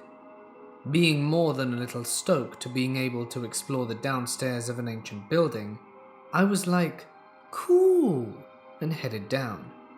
I located the ladies' room, and then proceeded to do the quickest pee of my life. It was totally inexplicable. The feeling in this beautiful little Victorian bathroom was horrific, really oppressive, like it wanted me to get the hell out of there. It was also freezing, but I just didn't know that it was English architecture. Anyway, I just noped right out of those stairs and hung around the back, waiting for him to sign off. Later that evening, I casually asked how it was working in such an old building, like if he had ever found it spooky in the evenings, and he said, "No, not really." He was looking at me though, kind of like he knew, and asked why I was asking. And I said, "Oh, the bathroom was just really creepy." And he said, "Yeah, my mate went down there for a leak once and saw a lady with her back turned to him in the bathroom. He was like, 'Oh crap,' and backed out, apologizing profusely, thinking he went into the ladies by accident. But once the door closed, he confirmed he was in the right one." It struck him that the woman he saw was wearing really old clothes, like at least a few 100 years back kind of outfit. Kind of freaked out, he opened the door again to tell the woman it was actually the wrong toilet, but she was gone. My house has always freaked me out at night. I'd always hear my computer chair creaking when no one was in it. Sometimes cabinets would be open. Whenever I would sit at my computer, my back would be facing a window, and I always got the creeping sensation someone was watching me. When I got that room remodeled and added a door to my backyard in that room, it only got creepier. Late at night, I'd hear small taps at the door.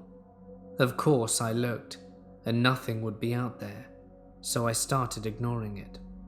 But one night over the summer, while it was storming, there was a tremendous thump against the door.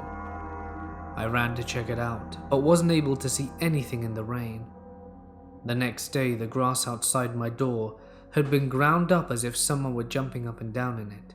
In my bedroom, sometimes a quick flash of light would come through my blinds. I started folding them up, and it stopped though. I sometimes just feel unsafe when I'm alone now. I've always felt like I was being watched in my room, and if I had the door open to the hallway, I'd swear I'd always see someone walk by the corner of my eye. We had 2 cats, and sometimes they'd be in my room sleeping. They would sit bolt up, stare at the door, and nothing I did could move them for a long time. This happened often. One day in my bathroom, the shelf that had my sister's beauty stuff randomly lost hold of all of the items. The thing was, the shelf wasn't loose or hanging, and all the stuff had to bounce out of our 2-inch high lip into the sink.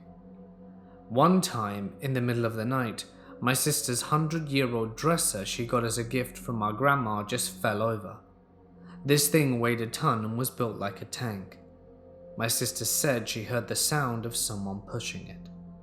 My mum and sister used to yell at me for sneaking around the house, only I wasn't, or I wasn't home. They said they saw a man in the shadows and thought it was me because it was about my height. One day we also ran into the old owner, and my mum casually asked the lady if she had ever experienced anything in the house. The lady started crying and said no one believed her, but yes, she experienced a lot there too. I moved out of there and don't miss the place. My mother moved into a rental home recently. I always thought something was off with the person that we were renting from, because they were very quiet and always eyeballing the rooms of the house. After living there with my mother for a few months, here are my paranormal experiences. My parents are divorced, so when I stay at my dad's for 2 weeks, my mother goes to her 40-acre property with my stepdad. Occasionally, I will stop by at the rental house to grab stuff or play computer games. We started noticing lights turning on and off and doors opening and closing. It doesn't happen often when we are in there for a while, but when we come back after 2 weeks of being gone, that's when the activity picks up. A few things happened a few times while I was staying there, and things like my bed sheets being yanked off me while I'm chilling in bed, and my wireless headphones cracking and making weird glitchy sounds that never occur at my dad's house. The sound could be most compared to a modem startup or an old-timey dial-up that sounds a bit distorted. My mother keeps having her blinds tampered when she comes back, and she finds her blind clips on her bed every once in a while, even though she doesn't move them. Her toilet seat occasionally is left upwards randomly, and it's neither me or my brother or stepdad, as none of us are around or even use her bathroom. Occasionally, we will hear commotion in the living room, but when we look in there, nothing is going on and the sound stops. One night, while I was writing my paper for one of my college classes and working on my computer afterwards, a hammer and screwdriver were thrown into the garage floor while I was upgrading my PC components. Shortly after, I heard rustling in the direction of our bedrooms and found mine and my mother's bedsheets rustled up. When I was maybe 9 or 10, my mum worked at the hospital for the graveyard shift. Me and my sister would usually sleep when she left. My sister was 5 at the time, and we were playing in the living room. We had a huge TV in there and 2 remotes for our TV because we had the same type of TV in my older sister's room. The remote for the TV in the living room was on the couch, but the remotes could be used for either room. So we were playing and suddenly the TV switches on. It made some weird noises, and then the 10 o'clock news started playing as normal. Me and my sister were scared out of our minds because neither of us had touched the remotes. Our cats were in the other room, and we both slept in my older sister's room because this was a 2-bedroom, and we ran into her room and saw that she was asleep too, and the remote was on the dresser across the room from the bed. I woke her up and she comforted us. It isn't that scary in retrospect, but I was a little kid, and it took me forever to fall asleep that night. I've had a few paranormal experiences all within the house I lived in as a child. The first time I ever truly remembered one was when I was in high school. It was late, and I had just said goodnight to my family. I went into my room, closed the door, and got ready for bed. As I was laying down in bed, no more than 5 to 10 minutes after resting, I felt what seemed to be a handprint pressing against the edge of my bed near my feet. I bolted up, expecting to see my younger brother. However, upon inspection, no one was there. In fact, I could hear my little brother joking with my mum in the kitchen, which wasn't too far from my room. But there was no way he could have snuck out without me noticing, since there was a large space between the foot of my bed and the door. Freaked out, I bolted from my room, panicked, and tried to put as much distance between my bed and I. I saw my brother and mum staring at me in bewilderment as I ran into the kitchen, in hysterics, as I attempted to explain to them, but was told it was all in my head and go back to bed. I was ashamed and embarrassed since I had no proof to what I experienced, but I knew it wasn't in my head. And I had enough people later who experienced things in that house to prove me right. I can still remember this quite vividly. A little background first. At the time I lived in this creepy older house, a dual-unit Victorian, and sometimes me and my older sister would notice an unexplainable shadow from the corner of our eye, even at the same time. We never let it seriously bother us, and anyway, there was always an adult round within earshot. My mum just picked me up from school, and right when we arrive at home, she mentions that she forgot to buy an ingredient for dinner, and says that we need to go to the market. I politely refuse, since I really wanted to watch the Transformers, as it was one of the 5-day special linked series. I think it was The Return of Optimus Prime, which was about to start. And hell, I'm a big kid now, a 6th grader. I'll be fine. She asks again to make sure, and I assure her again that we both know that the neighbors, who are actually our relatives, are home, and I can go there if anything comes up.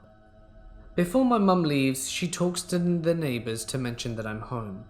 Rejoice, free at last. I'm the man of the house. Immediately I turn on the kitchen TV and break out my Lego to play on the kitchen table. So I'm watching Transformers while playing with my Lego, and I fumble with a piece which lands past the doorway into the adjoining hallway. I ignore it since I didn't want to miss a moment of Transformers. After 10 minutes later, I notice the shadow in the corner of my eye, right where the Lego lies on the floor. I'm freaked out a bit, to the point that the hairs on the back of my neck are standing up. But hell, Transformers is on, and I'm a big kid, and decide to turn the volume up on the TV.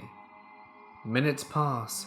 I've forgotten all about the Lego, and I'm fully engrossed watching Optimus Prime do his thing. Then suddenly, something hits me on the side of the head, and I distinctly hear a click-click sound as the Lego lands on Lego. My internal alarm goes off, and I slowly turn my head towards the Lego piece in the hallway. It's not there. Screw this, I'm out, and a moment later, I'm at my neighbor's banging on the door. When I was around 12 to 14, I lived in my own house where some unexplainable things happened, like cupcakes falling over and chairs moving. But there's one memory that sticks with me and gives me goosebumps just thinking about it. I share a bedroom with my twin, and we had bunk beds. I was the top bunk. One night I woke up at around 3:30 a.m. and was trying to go back to sleep when suddenly, out of complete silence, I hear a creak from the bottom of the stairs. It was an old house, and I'd been living in it since I was born, so I figured it was just it being old. The sound slowly made its way up the stairs, and I was facing the door, which was slightly open to where I could see into the hallway, but not the stairs, so I just froze in fear. Once it reached the top, it stopped, and I pretended to be asleep but had my eyes slightly open to see if I could see whatever it was. The noise was so chilling. It finally stopped after 5 minutes but felt like forever. I then had the balls to turn over and stuff my face into my pillow to try and fall asleep. The next morning I walked downstairs and found all the chairs huddled up in the middle of the kitchen. I ended up moving out of that house and haven't experienced anything like that again. Shortly after we moved into our new house, my brother found a couple of used bullets and shells under the basement stairs. The bullets were pretty destroyed, so he threw them away but kept the shells. They looked like handgun bullets, maybe 9mm or something. We didn't think much of it, but within a year, we started noticing weird things. One day we heard scratching at our door.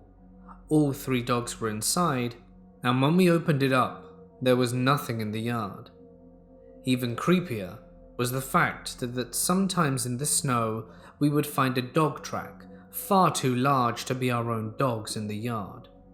We thought it might just be our imagination, but one day we saw a huge black figure go flying by in the window and look outside, once again to see nothing. We were both pretty spooked. Then a few years later, we were in the basement, and when we looked away, the head of a doll moved slightly to the left. It was slow and progressively creepier because eventually it was facing my brother and I. We were both across the room, so this was the most terrifying thing that has ever happened to me. We even recorded it, but the camera was pretty garbage, and the battery died before it had fully swapped over to us. We both went into the other half of our basement, and when we went back, the doll was in its original position. We were both pretty traumatized, and that wasn't the last of it. The last major thing I remember was when we were in the living room together playing games. It was getting darker, but you could still see shadows from outside every once in a while. The bathroom door was wide open, and my brother and I saw the same thing. At first, we thought it was a shadow, but it wasn't transparent. Basically, there was a black figure in the bathroom, and when my brother walked over it, it darted away. Even though now I don't believe in paranormal stuff, I often question these events and wonder if maybe I should.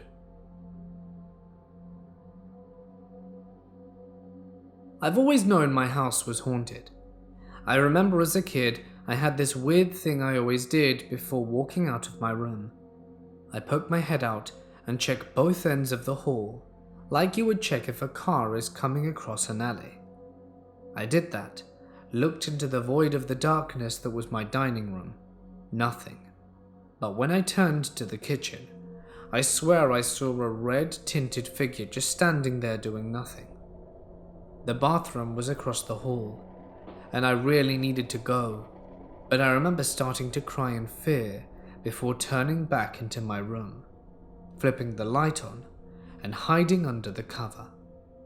I never saw that red figure again, so I just like to pretend it was a figure of my imagination. But any time I think of it, I'm still worried if it's real or if I'm just crazy. After my grandparents died, me and my girlfriend, now wife, moved into their house. We were doing the house up to sell, and multiple things happened to us over the 2 years we lived there. It started with the TV. It used to switch itself on nearly every night around 2 a.m. and would just be static, but very loud. We used to go downstairs and switch it off, and still have the same TV. It's never done it since we left that house, and that was 5 years ago. One time my girlfriend was sat on the couch and could feel someone stroking her back. On another occasion, my girlfriend was hoovering at the top of the stairs, and someone pushed her, but she grabbed the handrail and stopped herself from falling down the stairs. We also used to hear footsteps all the time coming up and down those stairs. There was another occasion where I was cooking, and the oven was by the window of the conservatory, so I could see inside. The door to the conservatory was on the right-hand side of the cooker, with frosted windows. My girlfriend is chatting to me, and as I'm cooking, she freaks out and says, "Someone just walked past the door." I see through the window and just laugh at her, but she was adamant someone walked past, so I open the door and switch the light on, and there's nothing there. Later that night, I'm locking up to go to bed in the conservatory. The cat follows. I check the back door and it's locked. I go to switch off the light, and I stop before I do. The cat's freaking out, hissing, and she runs out of the conservatory freaked out. The light blows, shatters everywhere, and it's dark. Then something barges me in the shoulder, and I get knocked back and hit my back hard into the wall. Then I'm at the door of the living room. I don't know how I got there. My girlfriend is sitting down looking at me. "Are you okay? You've gone white." Apparently I'd ran into the living room and stopped at the door, but I've no recollection of this.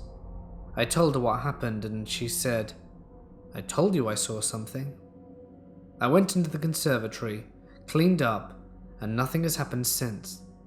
My shoulder and back were hurting for a good week though. I told my mum what happened, as she grew up in that house, and told me multiple stories of things that she used to see, hear, and feel in that house. Yet no one else did in the family of 7 that lived there. Just my mum, me, and my girlfriend. Then my mum told me what used to happen when I was 2 or 3 in the first house I lived in. It was worse than this.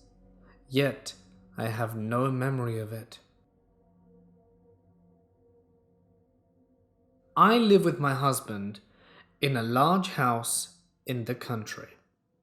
We live right next to a large field, and past that is a wheat field. We love to take our pit bulls out for runs out there.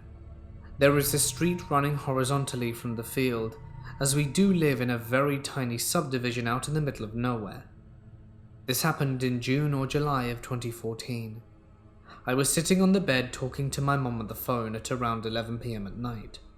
My husband was in the study down the hall. The 2 windows in our master bedroom face outside into the backyard.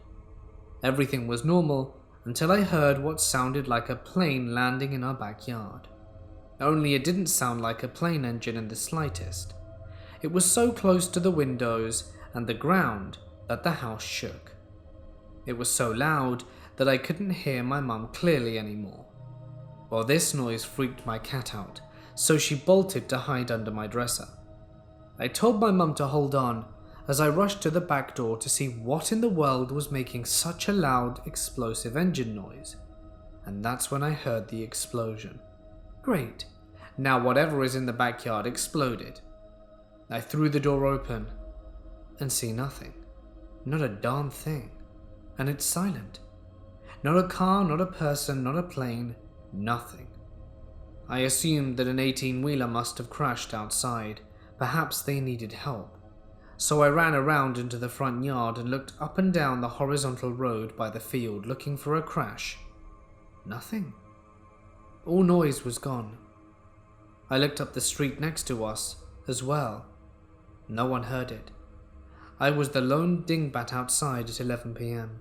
I went back inside and told my mum I'd call her back, because now I'm freaked out, and I just heard World War III happen and there's no explanation from where it came from. I then asked my husband if he heard anything, and he told me he felt the house shake a bit, but he was gaming with his headphones on so didn't hear a thing. Apparently, Castile, our pit bull, didn't hear anything either. She didn't bark or stir. I hope I explained this well enough, because I'd really like to know what I heard. The noises had to have come from somewhere, right? I don't understand how our neighbors behind us didn't come barreling out of their house looking around for the noises like I did. Any insight would be appreciated. 2 years ago, my family moved into a very nice apartment complex in the Houston, Texas area. We were looking for a nice complex and went in and was told by the assistant manager they had a model apartment that was used for viewings up the grabs. She mentioned that it had not been occupied for a long time, but she was willing to give it to us. We moved in a month later without giving it much thought. The apartment had a studio/attic that was connected to the stairway.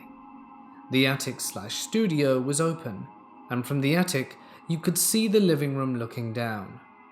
Every time the maintenance people had to do something, they were very quick to leave and not mingle around too much in the apartment. The maintenance manager once made a remark and said, "I never thought they were going to lease this apartment again." When asked why, he was very quick to change the subject to avoid answering our question. I'm a graveyard shift nurse, and my wife and kids stay at home alone 4 times out of the week. During my days off, I stay up at night watching TV. I noticed in the living room, close to the stairs, a heavy cold presence, as if someone was looking at the between hours of 1 to 4 a.m. every time. I felt a presence watching me at these times, to the point where I would oftentimes leave the living room. I felt somebody was at the stairwell looking down on me. Fast forward a year, and we had moved out, and me and my family moved into our first new home. I told my wife randomly that I felt comfortable in this new home and didn't feel a bad energy watching me. My wife turned pale as snow and asked, "You felt the same energy too watching you from the stairway at early morning hours too?" We both turned pale, as we both realized at that moment we had lived in an apartment that housed a spirit. To this day, we don't know exactly what happened. Our assumption is that someone ended their own life by jumping from the studio attic into the living room. The management locked the unit for a long time and then decided to lease it again. To this day, no one in the complex will open up and talk about what happened in apartment 2811. I've had several strange experiences happen at my dad's house. There was a hand mark on the wall in my dad's house, like a print from someone with dirty hands. A really big hand. Nothing extreme, just big. And every time we would wipe it off, it would come back the next day. Whatever was in my dad's house seemingly also targeted his girlfriend. Almost every time she was alone in the house, she would hear noises of doors opening or faint whispering in other rooms. I heard the whispering too, loud enough to hear it, but not loud enough to actually understand what they were saying. There was this one time my dad's girlfriend was showering and felt a hand on her shoulder. She turned around and there was nothing, and then remembered she was home alone. One other time when she was cooking, a can of beans was thrown out of the cabinet to her head. My dad also reported seeing people around his bed at night. I've seen a little girl in old clothes from the corner of my eye several times from when I was there. They now try to control it by burning incense and sage, something prescribed in specialized rituals. It became something quite normal to me generally. I've experienced way more stuff though, much to my dismay. This story is from my parents, who bought a house and were fixing it up. Apparently the family before them were an elderly couple who had a grandson living with them, and one day the grandson died by getting hit by a car right outside, or from the flu. I can't remember which one exactly. My mum was there painting and left the brush in a certain spot, came back later and found it elsewhere. My aunt and uncle would help out some days, and one day my aunt was there by herself and was about to leave, and the water upstairs turned on by itself, so she went to turn it off and went back downstairs only for it to turn on again. She freaked out and left. Finally, there was the time my uncle was there. He was preparing to leave, and the light switch on a chain at the top of the stairs began dangling. He left pretty quickly after that. My grandmother is almost 60, and I'm in really bad shape. My aunt just left her to go to college, so my family decided to move her in with us. My mother and I were almost done pulling all of my grandma's stuff in storage. It was pretty late, about 2 a.m, and the house's power goes out, and we're on our way back to the house getting the very last of the stuff, and I looked at my mum and said, "Hey Mum, I know this sounds weird, but I wish I had more paranormal experiences in my life."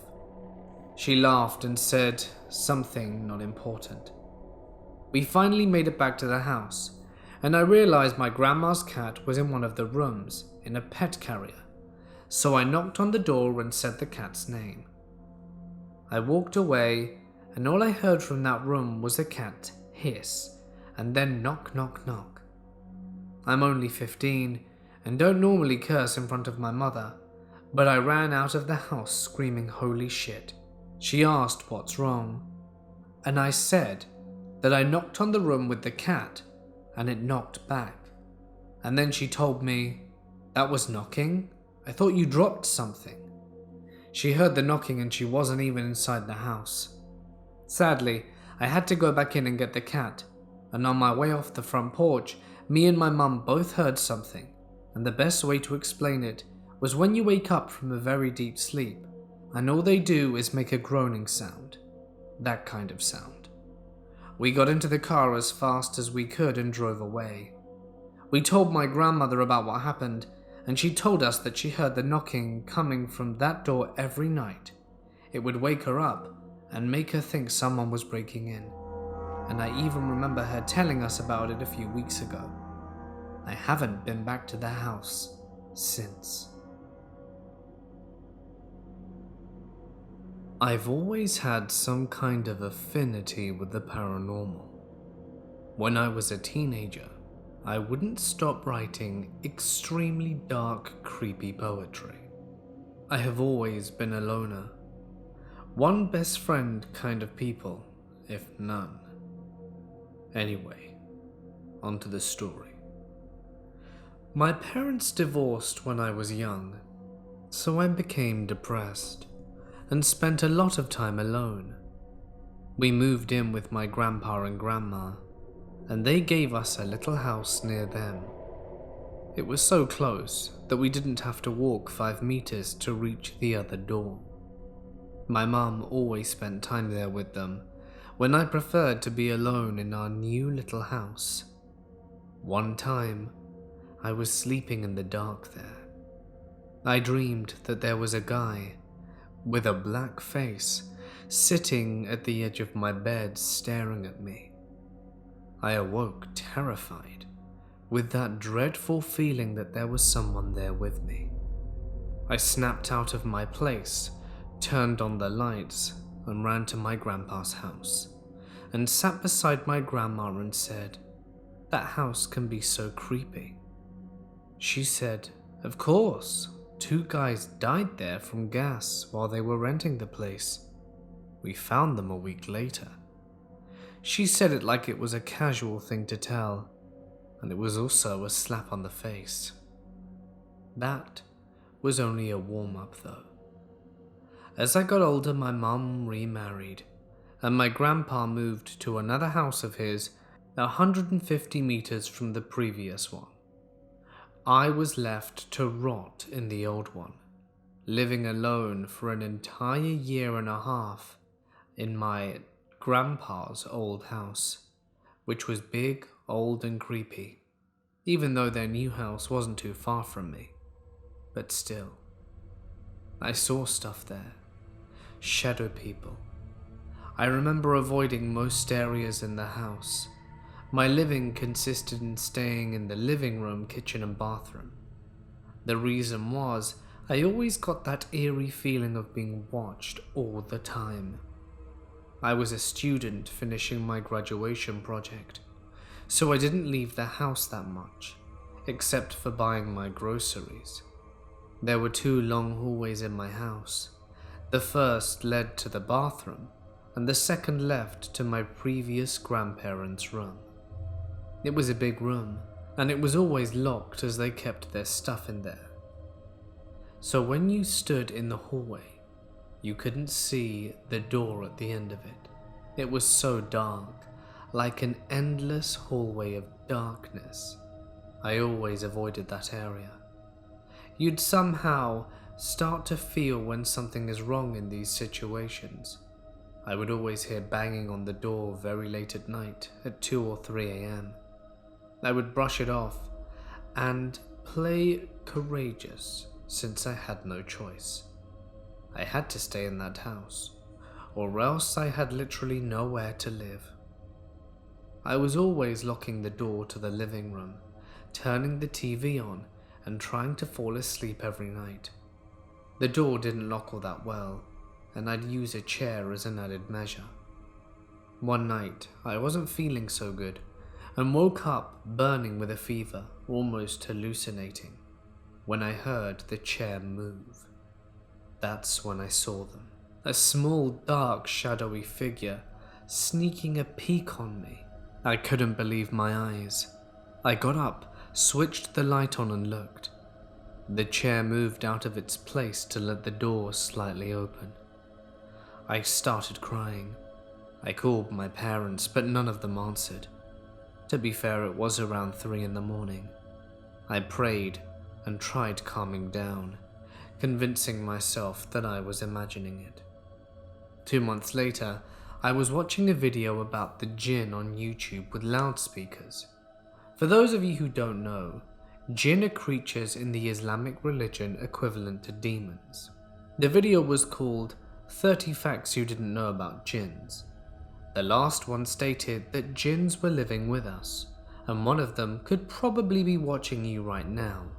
I giggled and said, "I'm not scared," but I knew I would regret that later. That same night, I put some Quran readings, since it was supposed to keep the shadow people and jinns away, as per my religion. And I kid you not, at 2 a.m. I woke up to 3 shadow people dancing. One of them was at my feet, another at my head, and the third standing at my face. They were all making a strange noise, almost like static. It was so annoying. I screamed, telling them to leave me alone, and they left, and all was calm. Soon after, I began suffering from insomnia. I couldn't sleep at night anymore. I would spend the night studying, finishing my project, cooking, watching TV, playing video games, and drifting at around 6 a.m. when daylight began peaking. Once, I went to sleep and began dreaming. It was so realistic it didn't even feel like a dream, and I started hearing some kind of whispers. It's not gentle whispering. It was violent, like a chorus from hell. The closest description would be the soundtrack from Dante's Inferno. Quiet but loud and evil and aggressive. I would hear it in my ears always at the same time, but it was always different. I was still dreaming. I stood up for the source of the sound, and it was at the creepy room at the end of the hallway, which probably became haunted because it wasn't open for too long. I got closer, and there was a man emerging from the darkness. He was bald, short, and had muscular arms. I could even see his veins. He looked right through my soul while he came my way, and I started reciting prayer. At the same time, I heard my cousin screaming at the stairs of the house on my left, telling me to flee. The door was opposite to my left, so I started moving, and it was a struggle, like something was pulling me from the other way. I made it through the open door and got out gasping for air. I thought this thing was chasing me.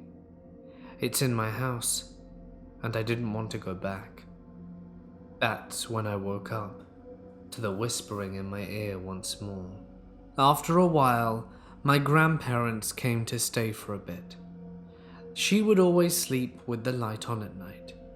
I woke up feeling strange, and I kid you not, there was a giant little girl holding something in her left arm. She had the wildest eyes I'd ever seen whilst grinning at me. She was staring right through me and holding a little dwarf kind of guy. He had a tail and greyish skin and was staring at my grandma. I didn't know what to do, so just tried to go back to sleep and ignored them. On another occasion, I was sleeping and actually conversing with someone or something. I thought I was dreaming, but when I opened my eyes, I couldn't see them, but was still arguing with them. "You should let us in. You're done for anyways. Nobody wants you. Your parents left. We're the only ones that will help you now." I was afraid of them. I didn't trust them. What were they saying?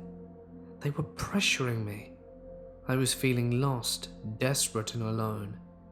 I opened my eyes and was crying and a mess. One other night, I dreamed that I was in a very big bedroom in a castle, and it was very fancy. The bedroom was very well decorated, and there was an old woman who looked like a cliché witch attending a funeral. She was asking me to let her in. She was very angry, and after a while of making fun of her, she left. And then another one came.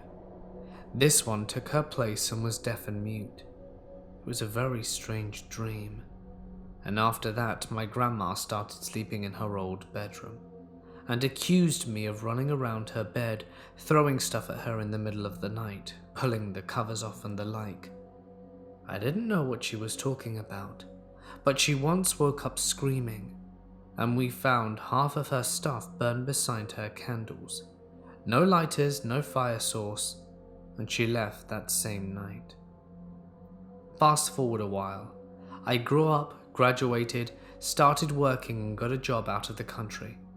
I left my current work in the Middle East, and I stay alone in a room in a local housing, and I wake up at 5 a.m. to find white fog in my face.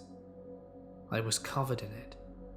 I stayed there for a while, then it turned completely black and vanished. I have no idea what it was.